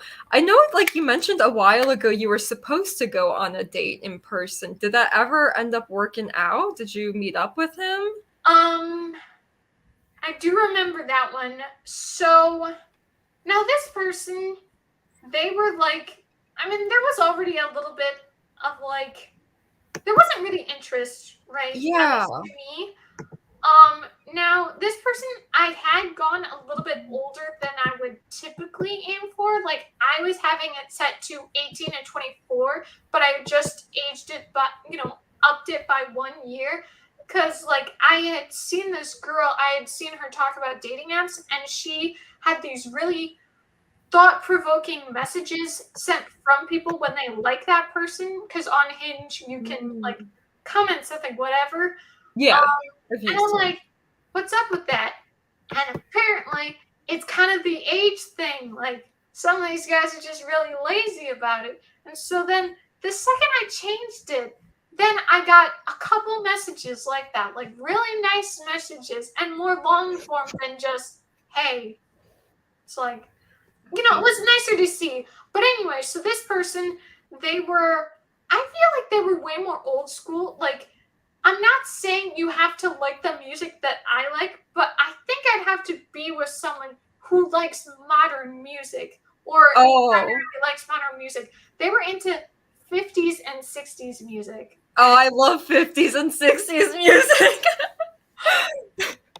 Well, for a relationship. Give me his number. Come on. Yeah, I don't think I could personally deal with it. I'm like, this person idolized Elvis, and Elvis is so basic. Come on. But like this person acted like they knew Elvis personally. They literally said, when people give Elvis a hard time, I defend him. I'm like, that's weird. I don't know. I felt a little like, because like there's a lot of skeletons in that guy's closets, and just the fact that it's like, this is a dead guy. You don't need to do all this. Anyway, they were just other things. We were gonna go on this date, and then he's like, "Oh, I'm actually going. I have to reschedule it. I'm going on this big trip with my family." Oh. And it was like, all right, then. It was just a little bit like, you're the one who organized it for this date, and now it's like 3 weeks till then. And then I said, okay, and he's like, cool, and never said anything. Now, I deleted the app before it was coming to the date that he'd suggested later, but I was already not really interested. So yeah. But later, there was probably Sorry, other stuff. I just can't think of it.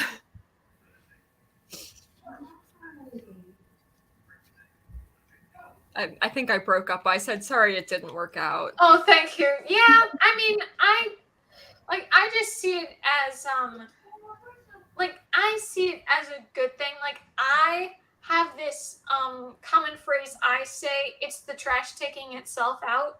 I just personally like that, especially if you are rejected or someone who you thought was a friend treats you badly. They're showing their true colors and all that sort of thing. Do you guys want to sprint?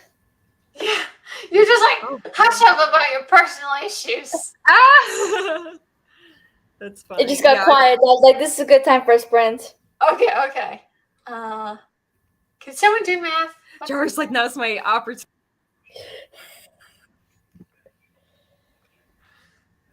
Oh, I can't believe this. Oh wait. 06, right? I think that's right. Okay. We'll be back at 06. Happy sprinting, Hopefully everyone. my brain is functional enough when we come back.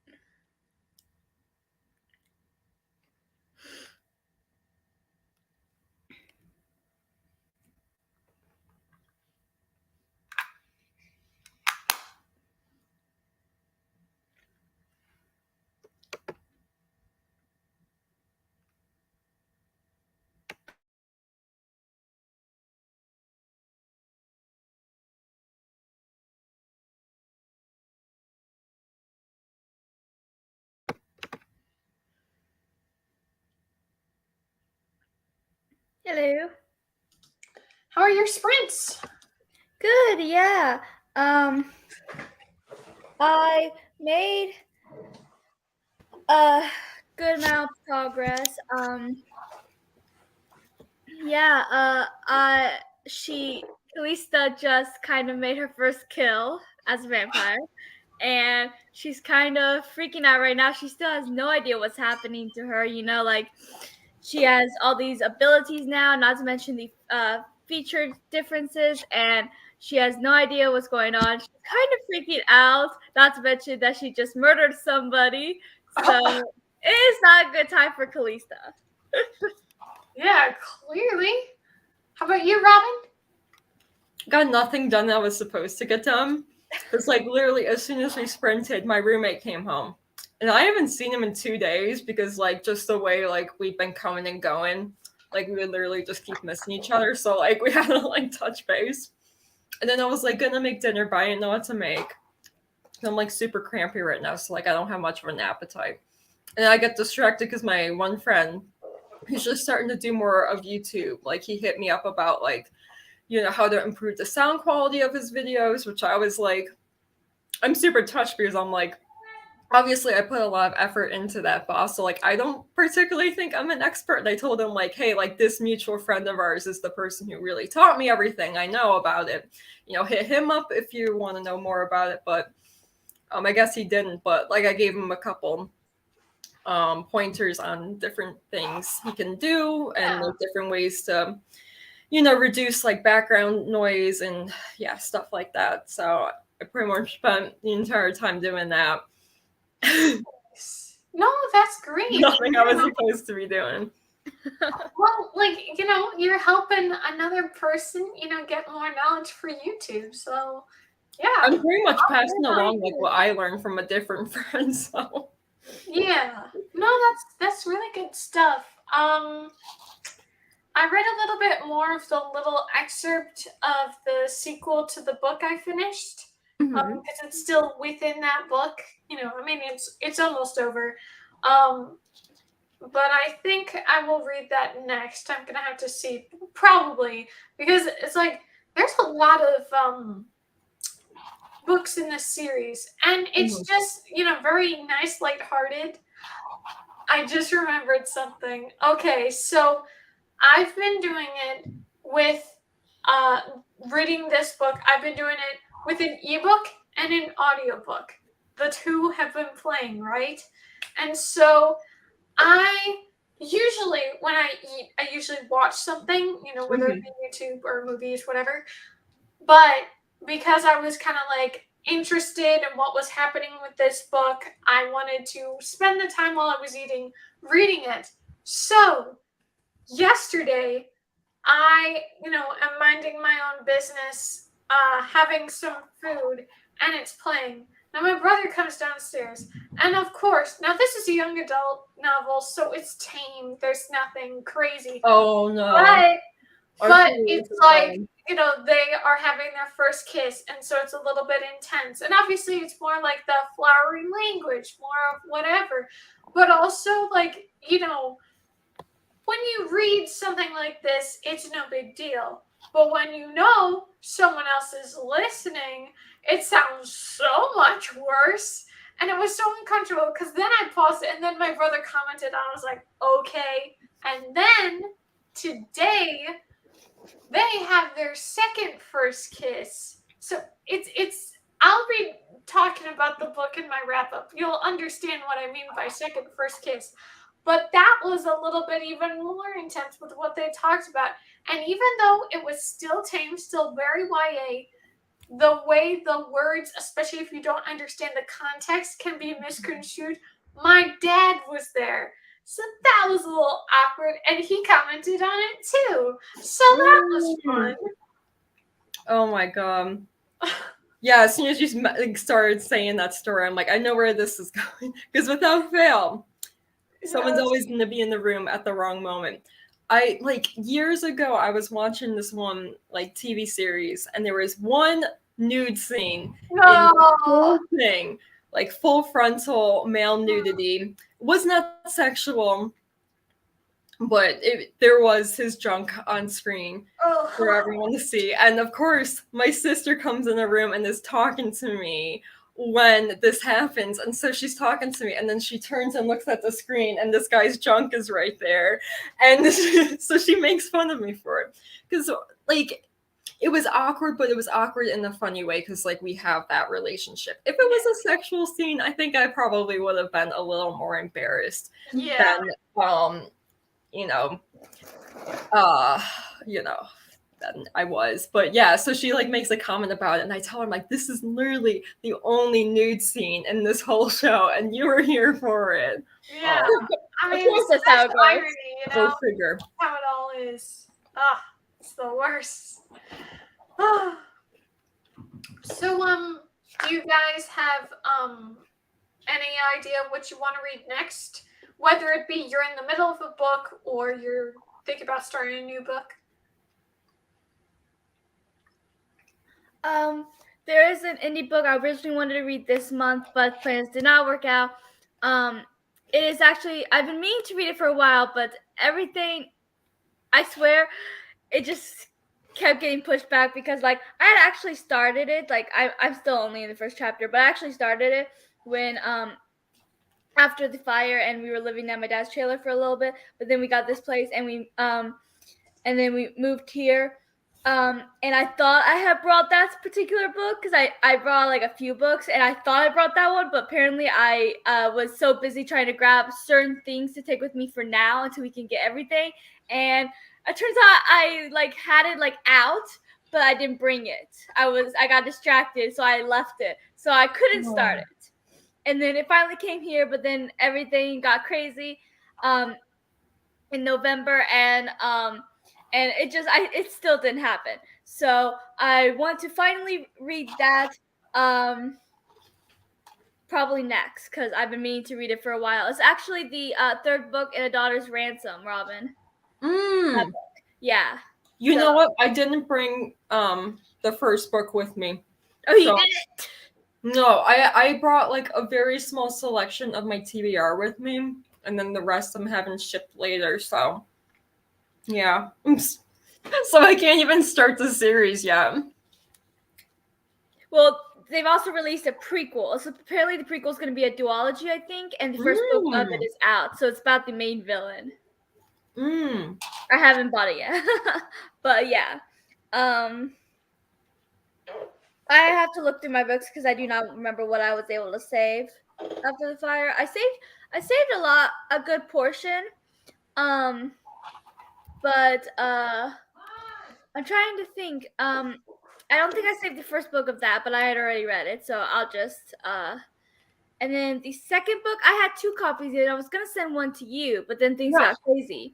I'll have to see if I still have them. Even I think I have at least one. I'm gonna have to see if I have the other one, but because I still find that funny, like how I end up getting shipped 2 of them, like 2 for the price of 1. Why not? Right.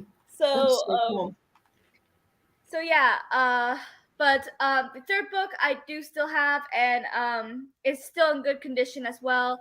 Because before the fire, I was actually going to read it because the books that are in its best condition are the ones I had with me on my bed or bedside table. So the books so there I had like my TBR for that month, and that book was on my TBR, but then the fire happened and things got crazy, and so it's actually in still good condition. But then I left it at my dad's, and then everything just got crazy, so it still hadn't been read. But I'm hoping to finally read it next because it's something I've been anticipating for a long time, especially with how book 1 ended. Because I told you about how the books are different, like they're 2 different storylines. So it's book 1, book 3, book 5 are apparently going to be the same storyline, and then books 2, books 4, book 6. So it's like different set of characters, all the same world though. Yeah. And so like to read book 3, you have to read book 1, but you don't have to read book 2. You can read that at a different point. So It's like odd numbers and even numbers, if that makes any sense. So so with how book 1 ended, it was left off with the like intense cliffhanger, and things are insane. So I loved those characters. I like the book 2 characters too, but I did prefer book 1. And I'm just excited to finally get into it and find out what the heck happened after that ending. Yeah. So I'm still reading through Battle Royale. Oh, really? Yeah. Are you I familiar? didn't even know you were reading. That's why I was really like, oh, it's interesting. Oh yeah. It's super thick. It's the book I brought on the plane with me. And I'm like a little over halfway through. The pacing's a little like stop and go. It feels like, so that's been giving me a hard time along with like being a bigger book, but I am like really enjoying it. And that's one of my translated reads I'm reading this year. And it's also the book that inspired Hunger Games. So Yeah, I was gonna say, like, I was gonna ask you, obviously, like, inspiration, and obviously something's the original. Do you see any Hunger Games vibes, or yeah, okay. I absolutely, yeah. And I feel like the way the first Hunger Game book ends, it might happen in this book as well. I'm getting the vibe of, because there is kind of a relationship that blooms. Yeah. And then there's even like one of the characters has been through the games before too, and he was brought back. So I'm like, oh, is that like, her inspiration for book 2? Yeah. So yeah, like I definitely see it as the Hunger Games inspiration. It doesn't feel like she ripped him off by copying it, because like this book feels very near future, very close to our world, but this is happening in it. Where Hunger Games, she set a little bit further in the future, and there's a lot more sci-fi in Hunger Games than this book, I feel like. But yeah, I was thinking like I might do like a compare and contrast video too. But the only problem is I haven't read Hunger Games since I was 14, and I don't have it with me. Yeah. So like I don't know how clear my memory is on it. But I still might do that. I feel like that would be a fun video. Yeah. Yeah. Yeah. Have you watched the Battle Royale movie? I'm gonna watch it once I finish the book. Have you watched it? No, I just know of it. That's, Yeah, my one friend, when I told him I was reading it, he's like, "Oh yeah, I've seen that movie," and then he spoiled it for me. No. Dude, I'm like only 100 pages in, and he's like, "I think they changed it for the movie." I'm like, "Don't try to change what you said." That is betrayal. That's how Battle Royale and the Hunger Games all started. Spoilers. Yeah. They started chopping each other up.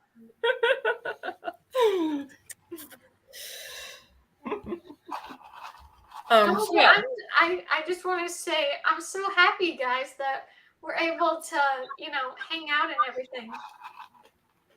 Yeah, this has been so fun. Yeah.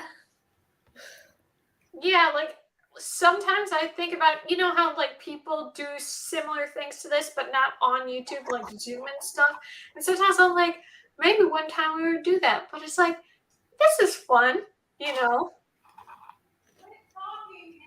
I keep meeting them. There's like one book, like ex-booktuber that I've been meaning to have a call with, just like to catch up. Yeah. I keep putting it off, but also like the difficult thing is she lives in London, so like the time zone's just like so different that I don't really know what time. Like it was hard enough for us to like call each other when I was in New York, but I think like even now it's like we're like 8 hours apart. Wow. So it's like a really big difference. But yeah, that just reminded me, because I was like, I need to call her. You can always like text her and be like, call me whenever you wake up or whatever. Yeah. I have a friend, she's also an ex-booktuber that I would talk to on Twitter. We would talk like every day. We still do, but we talk now on Discord because she's like Tiffany, she's trying to get away from Twitter a little bit. So we mostly talk now on Discord. But and she lived in England. I don't remember where. I just knew it was in the UK. But recently she moved to Paris. Oh wow. So really recently, I think it was this month, like with your move. So yeah, she got like a new job, an apartment to live with her boyfriend. So yeah, she's having a good start of the year too. But yeah, we would text throughout the day, all and then whenever I don't text back or she doesn't text back, we know it's because the other had probably fallen asleep because it's probably that time at that point. So yeah, we just do it like that because we know the time zones are very, very different. Right. Yeah. So we just text whenever we can, and then whenever one of us wakes up, we'll text, and then when the other wakes up, we'll text, and then yeah, we'll just text until one of us falls asleep. Basically, we just text throughout the day, every day. Seriously. I feel like my issue with like this one friend is that we'll be like, oh, like I'll tell you about it when we finally call. So we'll just like keep it off like everything until we finally call, and I'm like, oh man, it's been like 3 months. Like I really want to get on that. Oh boy. But I mean, and like, yeah, I absolutely adore her too. Like, it's has nothing to do with I don't care about her. Like, it's just like, the time. It's been so weird. Yeah, time zones are weird. It feels weird to me that you are now 2 hours ahead of me. Yeah. Or whatever. Like, it just feels weird because I got so used to you being in Tiffany's time zone. Like, you were always an hour behind me. Now you're 2 hours ahead of me. What? No. Your time is, like how we set it up. 6. And I'm an hour ahead of you, not behind. You're behind me. But anyway, go ahead. Yeah. That's no, I'm in the future. I don't right understand now, time zone stuff. Right. Wait, am I in the future? No, wait. No, you're behind. That's right. Oh, I was going to say. You guys are in the future. I'm in the past. Yeah, you are. Future's now, old man. But I was gonna say, like, I know sometimes they say, like, this time PST, and it's like, oh, that doesn't sound bad. And then I calculate to what my time is. So I'm like in the middle, it's like such early morning that it's either you woke up really early or you never went to sleep. And it's like, those are like the worst times, especially when like Netflix uploads like that. It's like, I'm too tired for this. Yeah. I wish it would just be 12 o'clock for everyone. Unfortunately, that's not how they do it. It would be so much easier. Exactly. Literally. So, time zones you guys are confusing. Oh, go ahead. I was just saying time zones are confusing. Do you guys, like, obviously we talked about book or lifestyle goals. Like, is there any picture or at least some sort of, like, something you really want to happen this year? Or, like, at the end of the year, you want this to have been achieved or something? It could be something even really vague, I mean, the two things that I'm not sure will actually happen, because I said I wanted them last year and they didn't happen. Like, get my book done, get like polish ready, or like get a girlfriend. So yeah, hey, we're both on the relationship journey. Yeah, I've been feeling better about it now, though. Like, I feel like I'm more ready for a relationship, at least. Good. Whereas I felt like last year, I felt like I kind of worried it would have been like a rebound sort of thing, and I wouldn't have been a very good partner. So yeah, I think I'm finally starting to like find my way again. Oh, that's awesome. Yeah. But depends on meeting people though too, Yeah. I know this is not the same thing at all, but it just reminds me how you're saying like it was too soon. But now you're feeling good. That just reminds me of how my experience with like my attention span really was shot, and it had a lot to do with Twitter, unfortunately. But that's why I really had to change how I read, what I read, the duration of each book that I read, things like that. And really, like, no pressure on myself. Like, eventually I kind of was pressuring myself, but I was really trying not to. Like, I didn't read a book until February. Like, I didn't read anything. There were multiple months where I didn't read anything. So, like, January, April, that might have been it. But I really was not gonna focus too much on it. But now I feel pretty good about reading, and I myself have not been in a relationship before, but like with all my negative experiences with these dating apps, I've been pretty like, I don't really want to get back out there. But it might be nice, depending on what group. I just feel like maybe something could come out of that well. And I was saying to my parents today actually that at the very least, even if things don't really work out long term or something, I kind of feel like because I've never had it before, I have a pretty solid sense of curiosity. And, like it's something I've not experienced before. So I think it would be worth a try to at least attempt something. Yeah. I'm forever single. You don't want to ever be with someone? It's complicated. It's like, so I'm an aro ace lesbian, so it's like I have romantic attraction, but it's kind of low, so I don't know if I'll, meet somebody, or whatever. I don't know, maybe I will, maybe I won't, but I'm comfortable being single, especially right now, and maybe someday I will get into a relationship, maybe someday I will want to actively search out for one, but right now I'm content and happy with being single. I think relationship is great for other people, but right now, I think romance is kind of overrated at times anyways. That's just me. Maybe it's because I'm just tired of hearing like people always make it seem like romance is the only important kind of relationship, and that just gets on my nerves because it's like, yeah, romance is great sometimes, but what about friendships and family relationships? Those are just important. So I get a little irritated when people talk as romance is the only kind of relationship that really matters. That just matters a little. But like I said, because of my sexuality is a little complicated. So I might not, but as of right now, I'm comfortable and happy just being single. So we'll see. Yeah. I just kind of feel like, this is kind of how I felt when I started being on the dating app last year.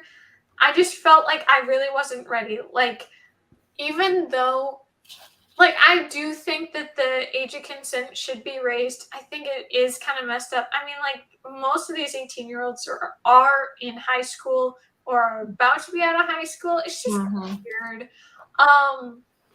But just the fact that it's like, really, 18-year-olds have no business being on these apps. Like, there's just so much of life you have yet to really realize, and you really got to be careful on stuff like that. Like, I really wish I had what is it?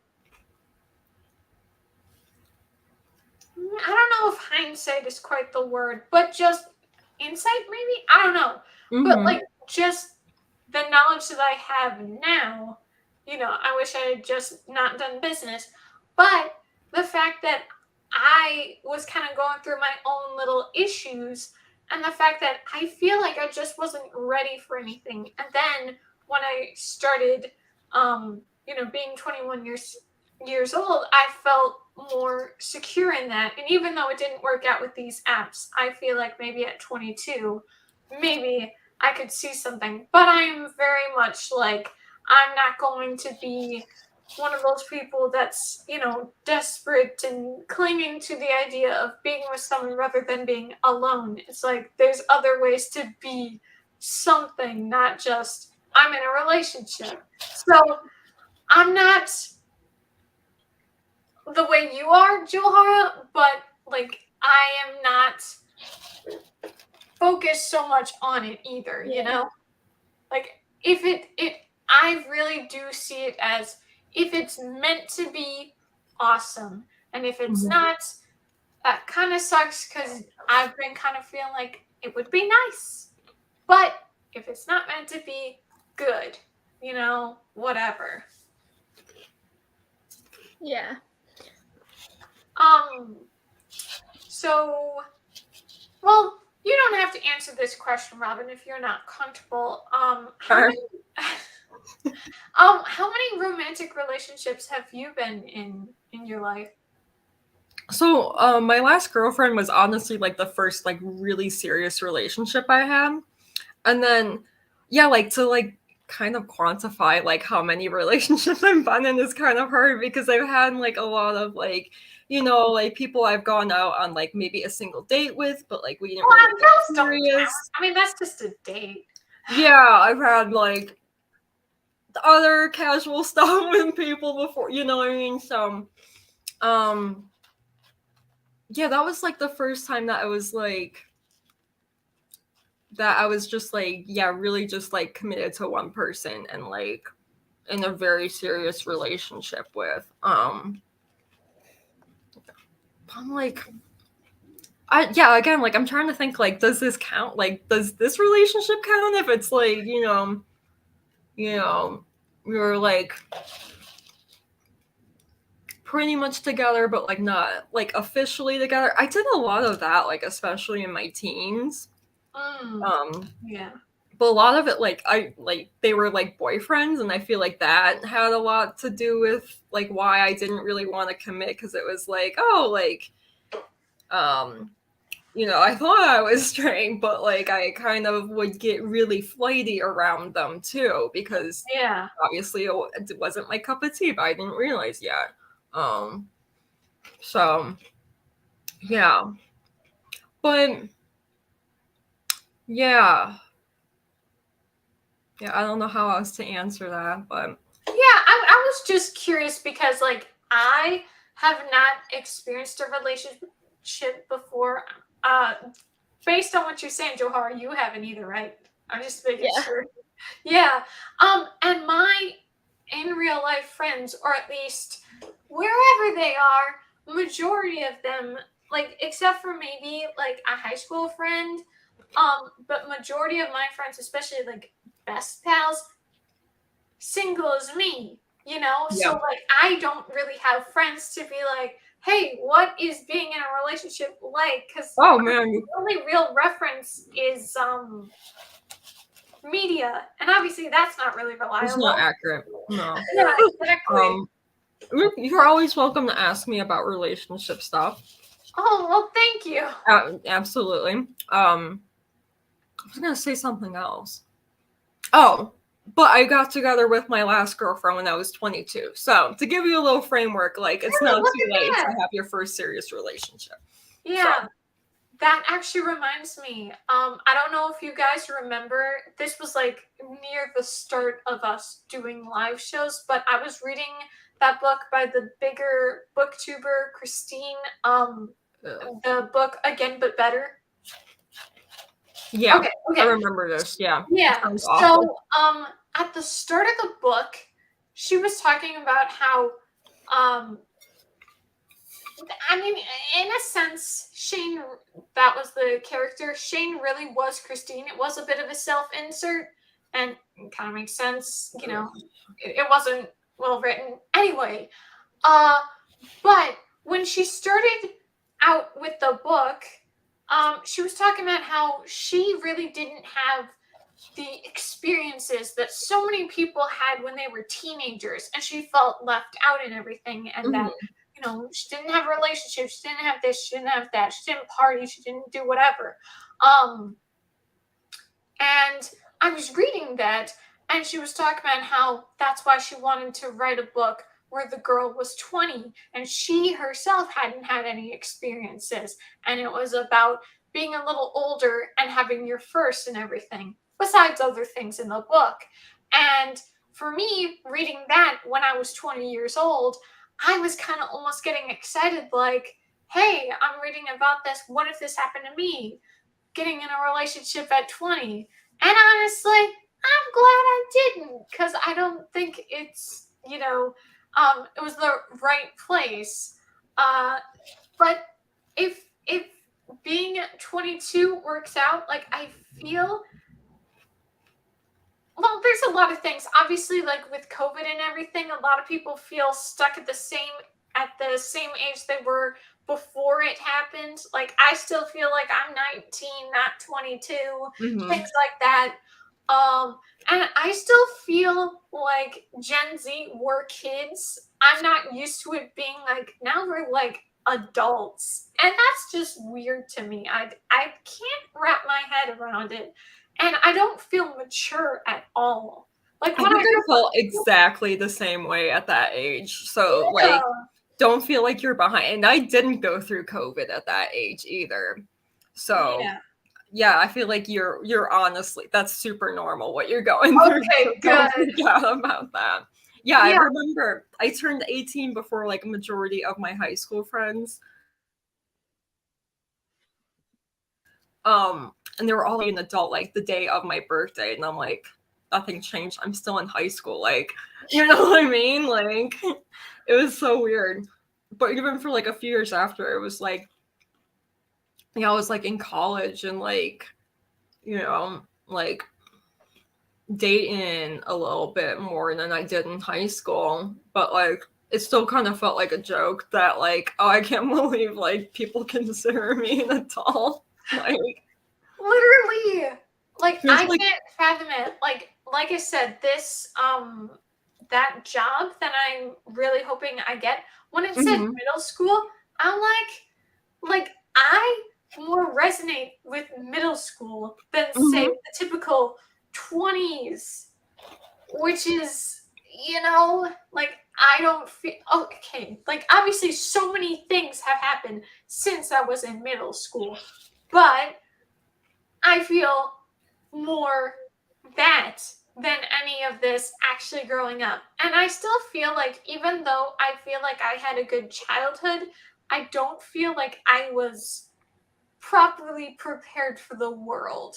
You I know? felt the same way. Oh, good. It's not just Yeah. me. Good. No. The thing is, they don't teach you what you really need to know as an I adult. really. What was that question, Joharra? So My internet cut out. I was just saying, in school they don't really teach you what you need to know Yeah. for the most part. Mhm. Good night. But Good idea. yeah, I mean, they for the most part they don't. I mean, even most math you do not need to know unless you become like an accountant or something. And for English, all you really need to know is how to read and write. You don't need to, unless you're going to be a writer, you don't need all the extensive stuff. Obviously, we do because we are writers, but we're talking about the average person. And I mean, when I was in 10th grade, okay, 10th grade, because that's the class I met one of my friends. We my first period that year was something called tourism and hospitality, or hospitality and tourism, something like that. And they actually taught you stuff that you need to know in your everyday life. Like we had these little fun exercises. Like half the class would go and we would cook something for the other half of the class, and then the other half of the class that had to eat it would have to figure out how to do the taxes and stuff like you're at a restaurant. And then the next day they'll switch it up, and then they'll change it, and it's like so they actually taught you stuff you need to know in your everyday life. But that was like the only class that really did that. Like they don't teach you what you actually need to know unless you're going to a certain career. You don't need to know, the science stuff, this history stuff, whatever. Right. Like unless you're a scientist or historian, I'm sorry, I don't need to know all this. And about what you were saying, Tiffany, about like your friends not really having serious relationships and they're your age, I feel like with my friends, it's kind of half and half. I know I have one friend who's a year younger than me. She hasn't had a relationship yet. Then I have another friend, the one I met in that class. She only got into her first relationship a couple years ago, and she's a year older than me.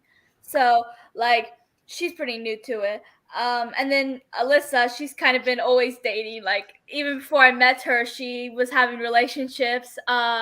She was 15 when we met, and she only just now no, it was last year. No. It's been a year, I think. A year since she got out of a relationship she's been in since she was 15. Like she met him a month after she met me. So and they have a child together and stuff, and they finally broke up, which is good because they were not good together. Like you know how some people is like, even if you're good people, you're just not good together. Yeah. They just weren't good together. So it's good that they broke up, and she's happy. She's finally dating again, and she's very That's happy. And the guy's really good to her and stuff. I've met him through video chats.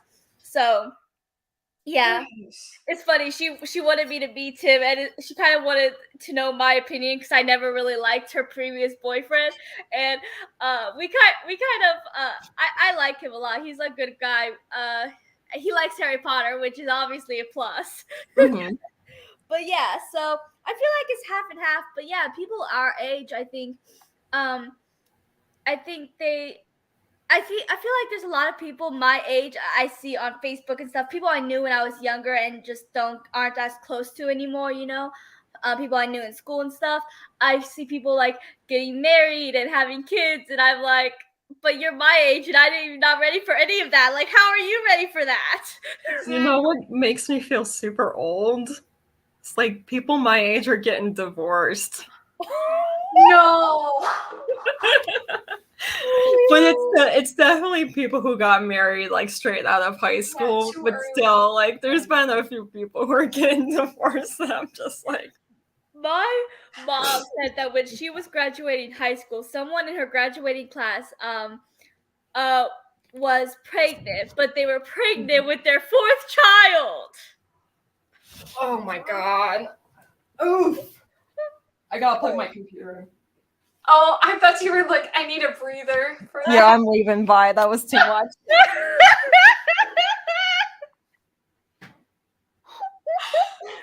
Oh my gosh, you really should have seen it, Robin. That was so funny the way you just kind of popped in there. That was excellent delivery there. Nice job. Oh man. Yeah. Oof. What different life?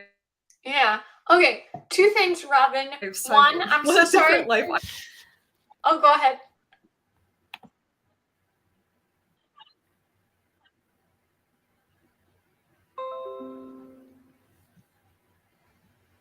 Sorry, my internet cut out. Yeah, that's no problem. Did you have something to say? I was just gonna say something to you. Oh, I was just saying, like my life is so different from that lady who was pregnant with her 4th child when she was graduating from high school. Well, fortunately for you, you don't even have to worry about birth control. Yeah. So in that degree, But okay. 2 things I was gonna say to you. One, I'm sorry I didn't mention it right away, but I love your hair. It's so cute. Thank you. Yeah, I just got it done last Wednesday, so That's awesome. I'm enjoying it. It's been a lot of fun. Yeah. And the second thing, it's kind of cool that you're in California because a friend of mine, he's actually the only one I really know who has a relationship. Now I could be wrong. Some acquaintances I have, say on Snapchat or something, maybe they have relationships. I don't know. But I think he's like the only person I know who's in a current relationship.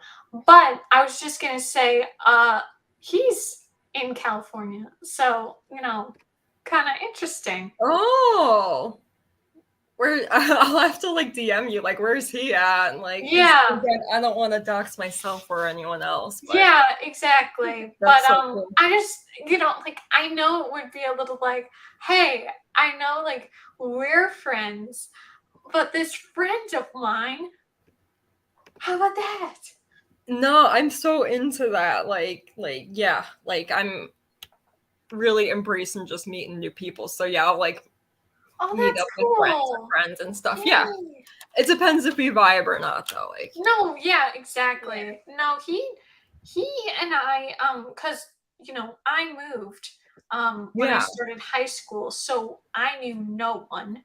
But I knew him throughout all 4 years, and we were actually part of the video class, where I learned everything. So, we had a lot of things to connect and have fun, and even though sometimes I felt like, oh, well, okay, like I said, I've definitely dealt with issues of feeling insecure, whatever, and sometimes doubting and probably making something bigger than it is when it's nothing. Sometimes I'm like, oh, well, maybe I'm not that cool or whatever. Like, are we really friends? Whatever. But like, you know, like with the parties that I would have, you know, he would come to them and things like that. And like, we still chat and share about how life is going. Like, you know, I've heard about his life. When did he move? Maybe it was like around the time I had asked, I'd, you know, gone on vacation back to Illinois, and I'd been like, hey, um, you know, if you'd like to hang out. And I think that was right around the time he was moving. So he's been there for a little bit. But from what I've heard last time, because I think the last time we really were exchanging info was October, and he was talking about how good it's been. So, you know, Nice. I think he's doing some good stuff. Yeah, but like going basically across the country and only being with the person you're in a relationship with, well, okay, he knows some other people there, but like I could not do that. Like I could not handle it. Yeah. Like I still don't know where I want to go. I have an idea of a part of Florida that I would be down with, but I don't know if I want to stay in Florida forever. I'm still not sure. But like I still, even though I like the idea of freedom and independence of having your own place, especially because my day and night is basically swapped and everyone's like, be quiet, whatever. And I can't deal with the mornings. You know, obviously that would be nice to have that freedom. But at the same time, I don't know if I could handle it. And I mean, it's definitely something that would be important for me to have time to figure out this life thing before adding on, because I do want my puppy, but I need to make sure I'm secure in myself first. But at the same time, like I just don't want to get lonely or like I think I could deal with a place on my own, but at the same time, I just wonder if it would be too lonely. I don't know. But like I was actually having a conversation with my dad about it. Like we've been talking about a potential avenue of what I would do when I'm secure enough to do that. And Yeah. at the same time, we're talking about maybe I would have roommates and we could split rent or something like that. I don't know. You know, Yes. it's a lot of conversations. So, but it at the same time, it's so exciting, especially with like the nice places that are out there. Because I really like the modern vibe, you know, with places. Not all those like those glass houses that's like in Twilight, things like that. No, that's a little too much. But I like the idea that, and I thought, like there's a type of place that's not a house, but it's not an apartment. And I was like, oh, that's too much money. My dad's like, oh, you only need like, it's like, 30% of that and you can get that place. It's like, oh, that's interesting. Like, you know, it's exciting to kind of think about these prospects. You know what? I just thought about the fact the first time it was really talked about it all, I was in economics class, you know, for school and everything. And he was kind of like, part of the project was like, you kind of had to like, you were supposed to like pick your place and pick the things you were gonna have. So, you know, it's exciting but also nerve-wracking. And I know it's not like now. Like there's still so much time. Like there's no intention for like, you know, at the end of the year or anything like that. It's not any like push someone out. And my parents themselves are a little like, with the way the economy is and everything's so uncertain, my parents are like, yeah, well, let's not put any pressure there. But I do like the idea whenever I am truly secure, get my own place. So it's a nice promise, and actually it's part of my vision board. So I think I'll definitely add that for my January wrap up because I can say more than just what I read. So yeah, definitely. I mean, right now I obviously don't want to not. I mean, I can't right now, anyways. Like, I don't even have a job at the moment, so I'm not secure. But I know Alyssa and I used to dream of like moving near each other, and that would be fun to live near her. Because actually, when we really became friends, we lived there were these two trailer parks that were right next to each other, and I lived in one, she lived in the other, so it was like a really quick walk from each other. Plus, we lived right next to Barnes and Noble. Like it was like just 5 minutes away from us, so we would constantly be walking there and spending our entire weekends there. I'm not even kidding. Like we would seriously do that, and we would be over at each other's house all the time because we lived like only a couple minutes away from each other, really. So we would hang out all the time, and I would love to be able to live that close to her again, especially since last several years we've been in different states, so it would be nice. But I mean, even if I had the security, I don't want to right now because I did just lose a parent, so I don't want to be far away from my other parents at the moment. I get that. Yeah, I still have moments. Like I tend to cry in the middle of the night. Like that's when I get really sad because that's when my mind wanders and I just get sad and stuff. And so yeah, it was only a few months ago, and I'm still really missing him. Honestly, yeah. Come on. A massive loss. So I'm not ready to live away from my mom yet. It just feels better for me mentally and emotionally to live with her. Especially when I do get sad, she will be there with me and stuff. And so it's just better for me right now to live with her. So I'm fine right now, but as of moving out someday, I mean, yeah, I'm sure I will eventually, whenever I'm ready. But like I said, I would love to live like closer to Alyssa. But it depends on where Alyssa plans to live in the future. Like if she plans to stay in Texas, then I don't want to move to Texas. As much as I love Alyssa, just no. You're like, I may take a bullet for you, but I'm not moving to Texas. Yeah. Pretty much. One of the, as you know, I was not a fan of Florida, but one of my issues was the heat. I do not want to live somewhere that gets too hot because I have heat issues as it is.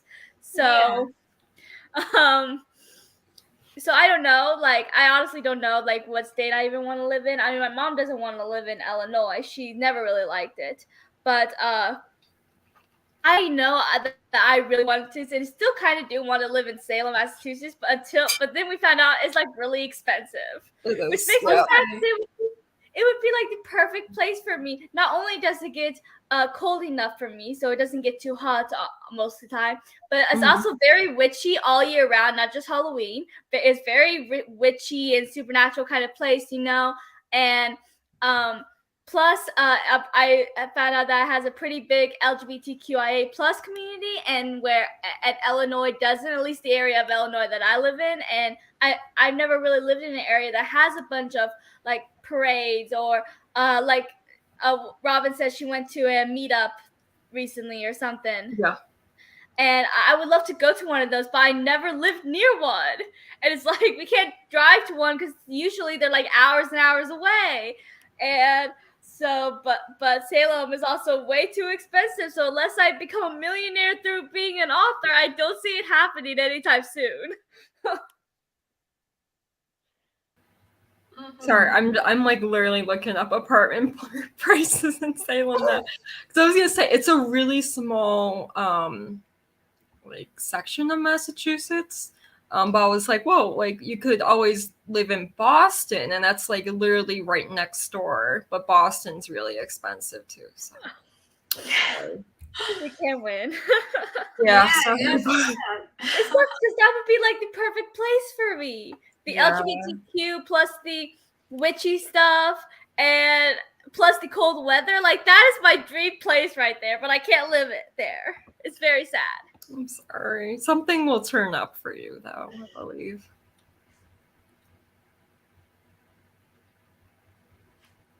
I like Illinois, but my mom doesn't, obviously. She originally moved out of Illinois for a reason. The only reason why she came back was because Florida was hard. Like, I don't think she minded Florida as a place, not like I did, but it was expensive and she was always struggling there. Like, always. Like, we were always struggling there. I know that when I was 19, my dad had actually moved back here because a little while after him and my mom separated because he didn't like Florida either. I get that from him. And so he moved back, and then I we were visiting, and then my mom said, even though she obviously doesn't want me to move away, I seem happier in Illinois, so she wants what's best for me. So maybe I should live with Dad in Illinois while they go back to Florida. And I was like, sure, because I do prefer Illinois. Florida is just not my cup of tea.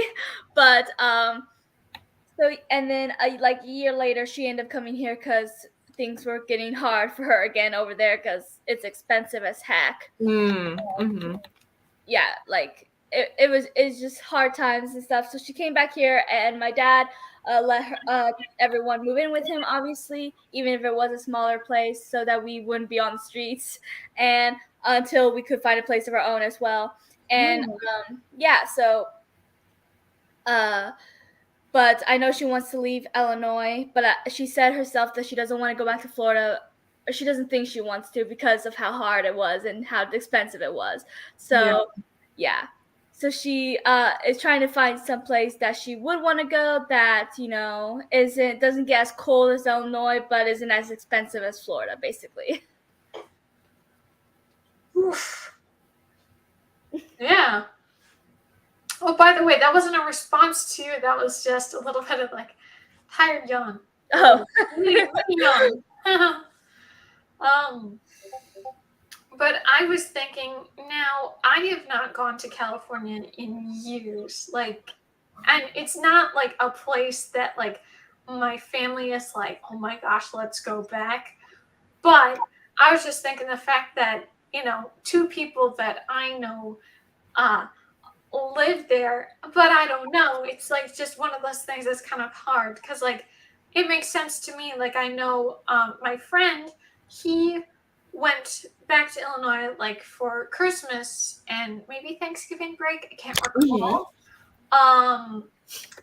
But like let's say he goes back for the summer. I'm still planning on having a vacation where we see our friends and family there during the summer, so I might be able to catch him there. But I don't know. It depends on when he comes there. But it's also like, let's say I wanted to go to California to visit friends. At the same time, it's a little like I am, even though I was really proud of myself this past year, going on a plane myself, I don't think I could handle a trip by myself, especially because of danger, but also like my comfortability. I don't think I could handle it. And I don't think anyone would want to come with me. I mean, maybe my brother, but I don't know. Yeah. He had gone, was it last year? Oh, yes. I guess it was like last year around this time, January. He and his friend, she and him, they met, you know, in college. They went over, wait, was it New York? Maybe they did multiple trips. They went to New York one time. They went to Chicago one time. And like, I could not handle that. Like, doing all that solo trip thing only like with one person. Like, really? I can handle it. And he's younger than me. Like he can handle it, but I'm like, I don't know. I feel like that would just be a little much. Like I still feel way more secure, you know, being with my family on a trip, you know? Interesting. I can't do anything solo. I definitely started like out with like doing trips with friends, and then I think last year was the first time I ever traveled alone. But it was not as bad as I thought it was going to be. I actually enjoyed it more than traveling with a friend because you don't have to like coordinate with them, you know. Like like you know, I had to like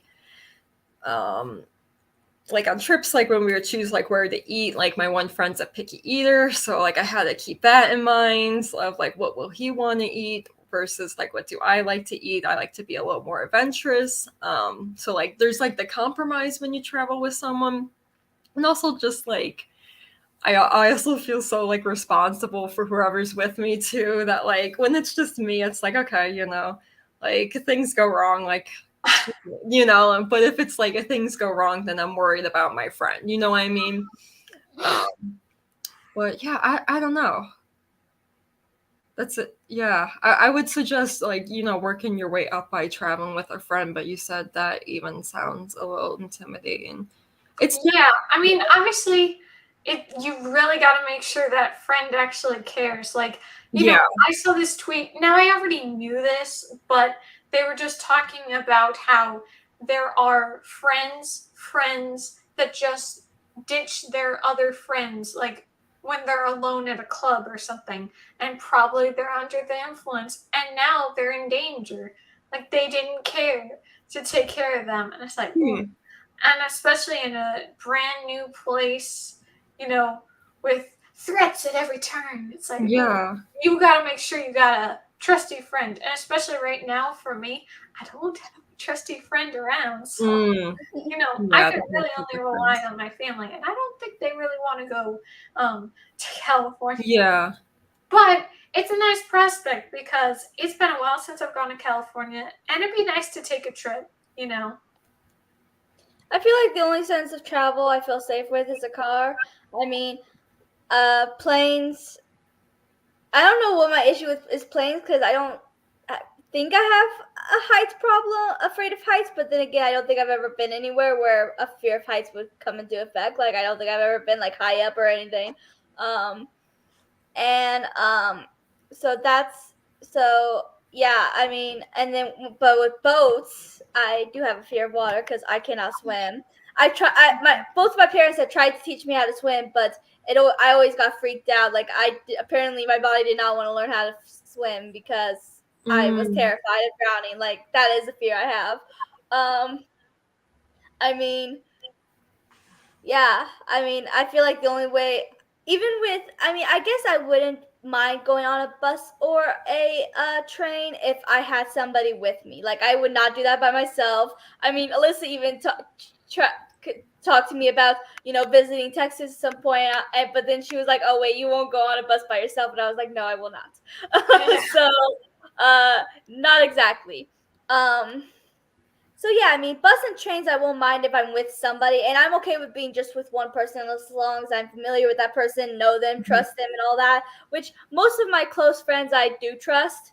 So I mean, I wouldn't have a problem if I was with one of them.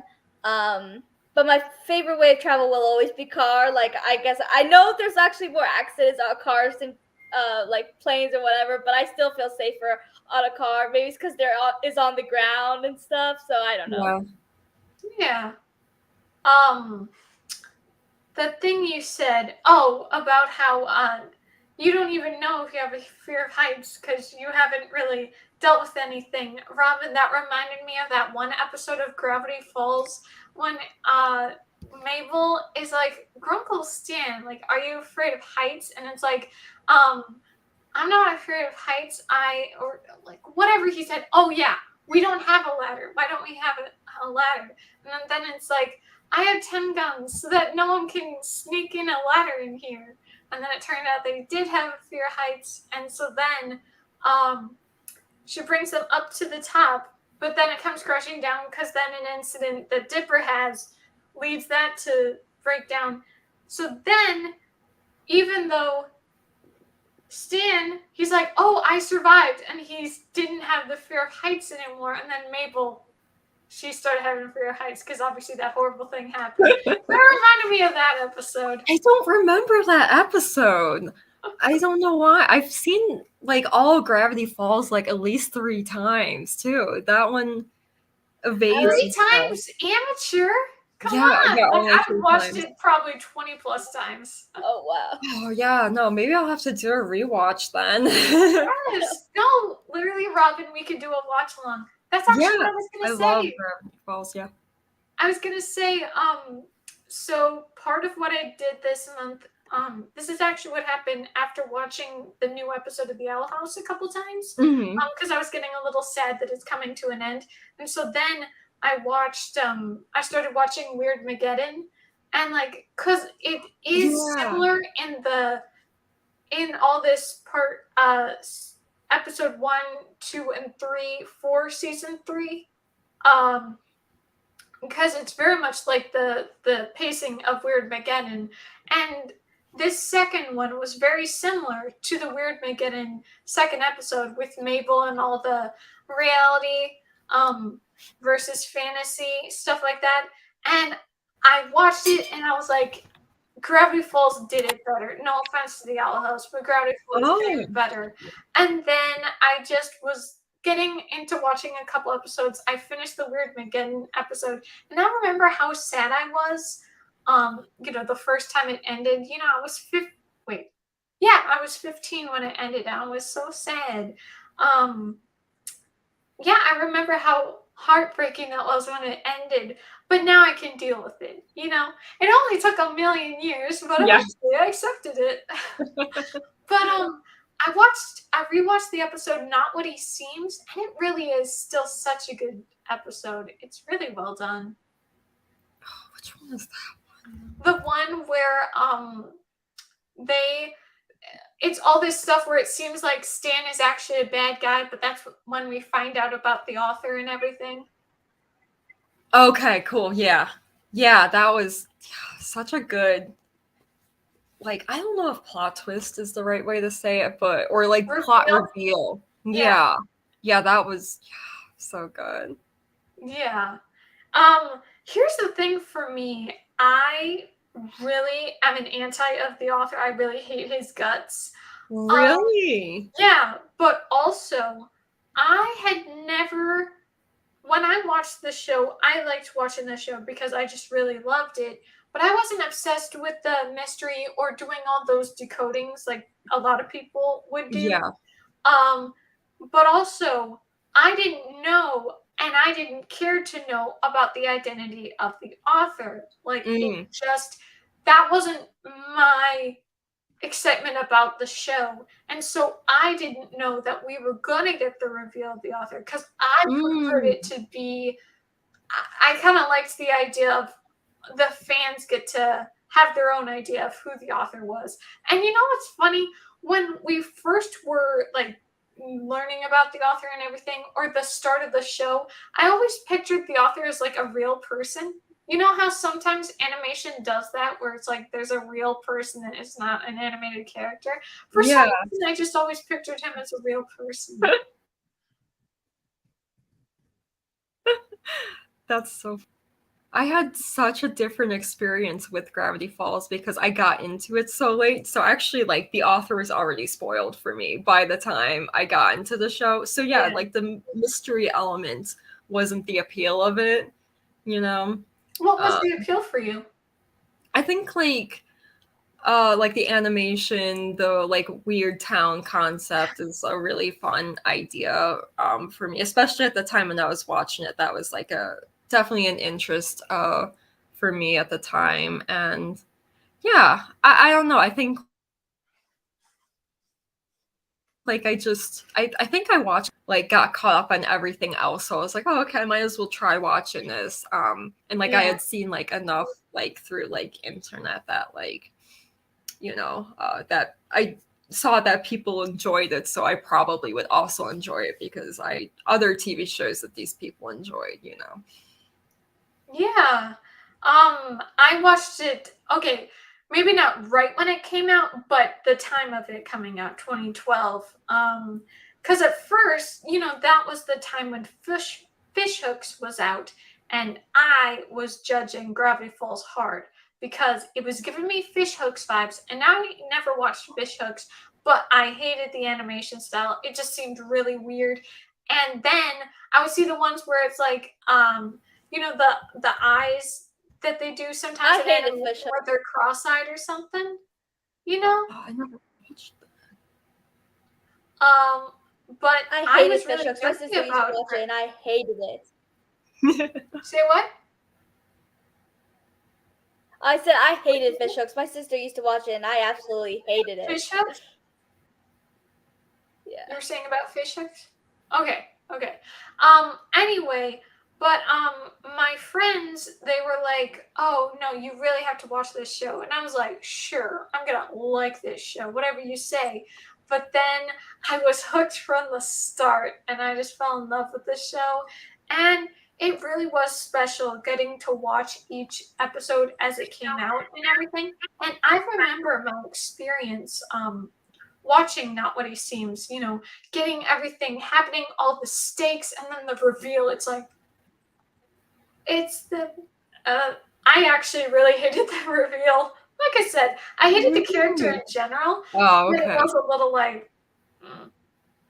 I thought I liked the character because I think he is very balanced with his flaws, and then with like Stan's character, Stan is also a very flawed person. You know what I mean? So like I like that balance. You know, that like it would have been annoying if like the author was like this like really perfect person. You know what I mean? Well, that's usually what I like, especially if an element I didn't expect to come in comes in, then I like, otherwise I'm like, and I very much was anti.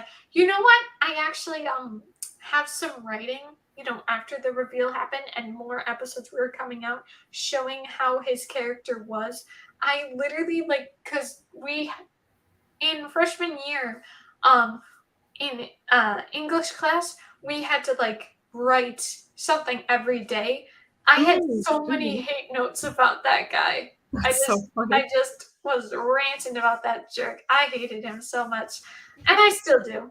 But I know a big part of it is to show what would happen, because obviously it's about twins and the fact that it's the parallel of Stan and Stanford and Dipper and Mabel. Like, I get it, but I never saw Dipper the way Stanford was characterized. Like, I would not see those two characters in that same way that they make it out in the show. Like, that never was really the thing for me. Like, I always loved Dipper. And even though, yes, he was like a bit of a dorky guy, I didn't know he was supposed to be this super smart guy, or at least somewhat smart. But, I just really have a bit of a vendetta against the whole thing. And that's why I really do feel like, even though it's one of my top, like, it is one of my favorite shows, at the same time, because of the reveal and the fact that then he was included in so much. And even though Weird Mageddon had a lot of good stuff, and there were good episodes after the fact, I do see it as only 1.5 seasons are gold, and the others will like go away. So I'm very much an anti on that. But you guys, go ahead. I was just, you guys talking about this author reveal, me never getting into Gravity Falls, I didn't like it. But you guys talking about the author, my mind is literally only thinking about Once Upon a Time. Yes! Oh my gosh, yes. That's funny. Oh, okay. So because of how much, getting back to Gravity Falls a little bit, the fact that I did that this past month, I now, because of how I'm still an anti of Stanford, I'm kind of thinking to myself, what would be interesting is if I make a video and I talk about my negative opinions on my favorite, movies and TV shows. I think that could be very fun, because usually while I'm very harsh on books, I'm so not as harsh on movies. The only time is if it's like really bad, but usually I have really positive things to say. But at the same time, I usually have some transgressions about it. I'm like, no, I don't like that. So I think that could be a fun video. Yeah, that would be really cool. Definitely, that does sound like it could be a fun video. Yeah, I was thinking I could do more talking about maybe not just books or TV shows as a whole, but like characters, like maybe these are the best characters I've ever read or watched. These are the worst characters I've ever read or watched. And I started thinking about that because of a conversation Robin and I had yesterday during that stream when we were talking about, I was telling you a little bit about the Skinjacker trilogy, and I talked about how the main villain, I mean, she's kind of the villain, but she's also perceived by some characters like not a villain, because she kind of perceives herself in this high thing, thinking she's better than everyone and all this. She just gets on my nerves. I described her to Robin as the only character I hate as much as I hate Umbridge. So that says a lot. I hate her. So why not make a video about all these worst characters, and the video may just be the two of them because I hate the two of them so much. You know what's actually a crazy thing? So you know how Professor Umbridge, she would be, she would do that thing, hem, Yeah. there was legit a substitute teacher that my brother had that was like exactly like this lady. She even did that hem. Wow, that would be awful. Like she was so terrible that like there were kids afraid to go back because that person would be there. And she got removed. She got out of there. So she was kicked to the curb. Wow. It was a crazy little thing. But that's just wild to have like almost like a villainous character in real life. It's like, ooh, not good. But I remember the actress of Professor Umbridge, she was saying how, because obviously the books came first before the movies, and so they were doing casting and whatever, and literally that actress's friends were like, you'd be perfect for this role. And it was like such an offense. I mean, she did make it work, but it is a little like, ouch. Yeah. That just played one of the fairies in the live action Maleficent. Yeah, I know. Yeah. And I mean, she's a good actress. I mean, she was supposed to make everybody hate her, so she did a good job. Yeah. It's like that thing I saw. It's like, hate the character, respect the actor. Yeah. Yeah. Because if the actor makes you hate them, especially if it's your job to hate the character, they did a good job making you hate them. Yeah. Another thing too, Robin, about Gravity Falls that I didn't like is the pacing. And I don't know how much you know about Gravity Falls or the behind the scenes about Gravity Falls, but Alex Hirsch, the creator, this was really his his first legit show, And he literally, there was a lot of two things. I know he had a lot of issues with like the something in practice, the thing of keep things family friendly, whatever. Yeah. He definitely knocked on them a lot, was really making fun of them. But he was talking about how burnt out he was getting and everything. And the way he made it sound, he just kind of gave up. And so even though Disney would have given him more time, he was just kind of done. And it really does feel like that because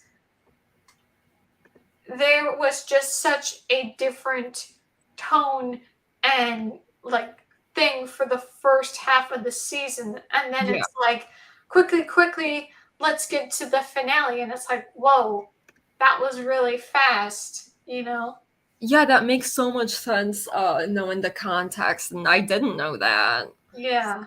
But it's too bad. Yeah, and I just find it really interesting, the fact that Gravity Falls had the opportunity, but they didn't take it, versus the Owl House, that is so good, so well beloved, and was campaigned to stay, but, Disney didn't do that. But just the fact that even though they have gotten it shortened, they have just mastered it. They know what they're so doing. nice. Like, it's just such a much better effort and attempt. And I'm not saying, like, I still love Gravity Falls with my whole heart.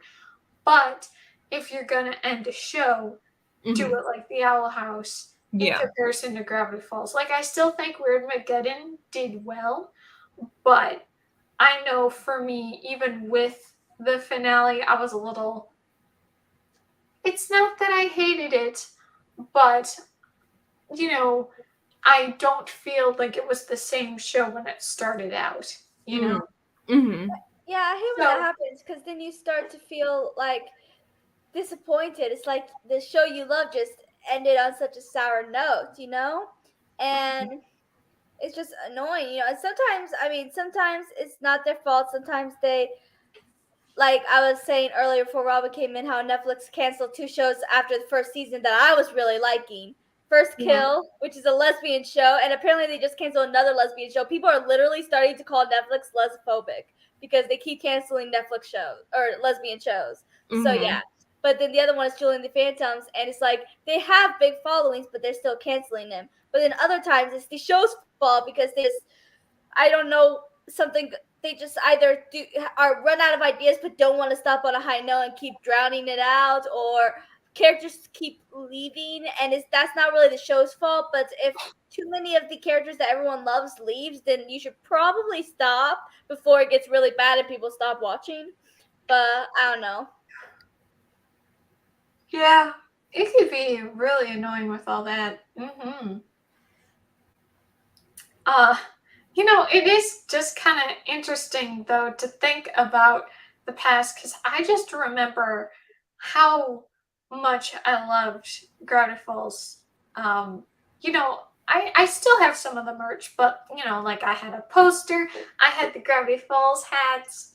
One time, no, once I got the hat, I dressed up as Dipper because I had like a red shirt and I had like a little blue vest, and then I had the hat. So that was cute. And then freshman year, I dressed up as Wendy at the end of Weirdmageddon. So, I had the little, what they do for the football players. I had the little war paint and the flannel. It was fun. It's fun to think back on that kind of stuff. That is really cool. So how old were you when you got into Gravity Falls? I think I was maybe like 19, Okay. But like I'm still super into cartoons. Yeah. No, but that's what I think is so cool. And legit during that time, well, that's the one thing that I think is a problem with people, and this is what they're talking about, how, because like Inside Job at Netflix got canceled, even though it really didn't deserve to be canceled. But they're just talking about how it probably was always like this, but really animation is not respected. It really is. They really don't consider all the work that comes into it. And they don't accept it as a medium besides just kids stuff. But because of that attitude, it kind of leaks into social opinion. And so when I was growing up, and like I said, it was 2012, so at that time I was 11. During that time, I was starting to think like, oh, I have to grow up. I have to whatever. And so one of the big things about Gravity Falls that was good is I could still enjoy it because it works for both if you're a kid and if you're not a kid, because it has the what is it? Adult humor, things, or at least it's hidden in there. Yeah. Or at least jokes that adults will get and kids won't. I feel like a lot of cartoons do that though. A lot do. Yeah. But just what I mean, that it just was like just the perfect time for it. So, but it is interesting how something that can be your obsession for years and years and years, and then it's like, okay, none of that, not quite that severe, but still interesting. Oh, and besides the hat and that kind of stuff, I still have a couple of them. The journal. Did you ever get the journal? No, I never really got any merch for it. I think, by that point in my life, I wasn't really into merch as much. Yeah, well, can I tell you something? I mean, I'm guessing you probably didn't hear from others, but in Journal 3, it is revealed, because obviously at the end of at the start of Weirdmageddon, but near the end of the show, Bill burns the books, the journals. He burns the journals. And so you're like, oh, they're gone. And I remember how angry I was about that. But fortunately, in Journal 3, it turns out they're not gone. They were fine. So it was no problem. So, it's like one of those things where it's like, actually, that's not what happened. So fortunately, those journals are fine. No, but there was like some good information, and it taught you more about Ford and gave you more adventures that we didn't get in the show. And I remember I guess it was 2021. I had never gotten the book myself, but I know there were 4 new stories that Alex Hirsch and co created. It definitely didn't have the same effect because it was written out, and obviously it's not the high quality animation that the show had.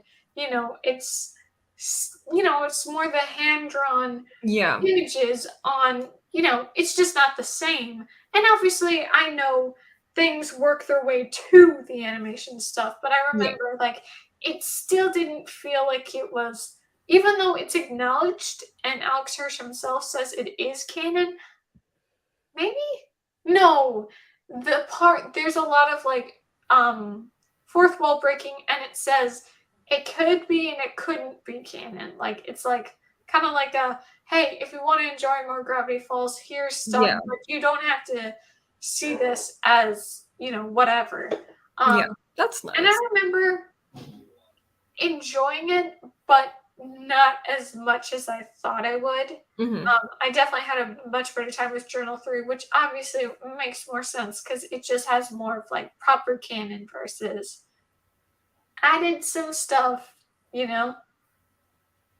But I do really like that stuff. So what I'm hoping for is I would really like to find a new show soon to get into. I was telling Joharra earlier what I really got into. Now I watched plenty of stuff already this month, but one show that really dominated my month was Gilmore Girls. I first Mhm. watched it in 2019 and kind of stopped around season 2, and then I got to maybe around the middle of season 6, and then I stopped because it was so obvious that the show didn't need to continue, but they had it go anyway. Like they're creating really soap opera-y plot Mhm. lines, and it was just Mhm. absolutely ridiculous. Because I had planned on finishing that and then going to that Netflix thing they did a couple years later. But clearly, it's like, hey, you had a good run, guys, but enough Yeah. is enough. Yeah, but I hope I find something new. You know what? Um, if you guys are down, in our group chat, we should share the kind of shows we're watching. That way we can kind of have like some friend recs and then be like, oh, I'll check it out. And then maybe we'll find a new favorite show or something. Yeah. Sure. Sounds great. I'm gonna tap out because my friend just came over actually, and I just want to talk to her real quick.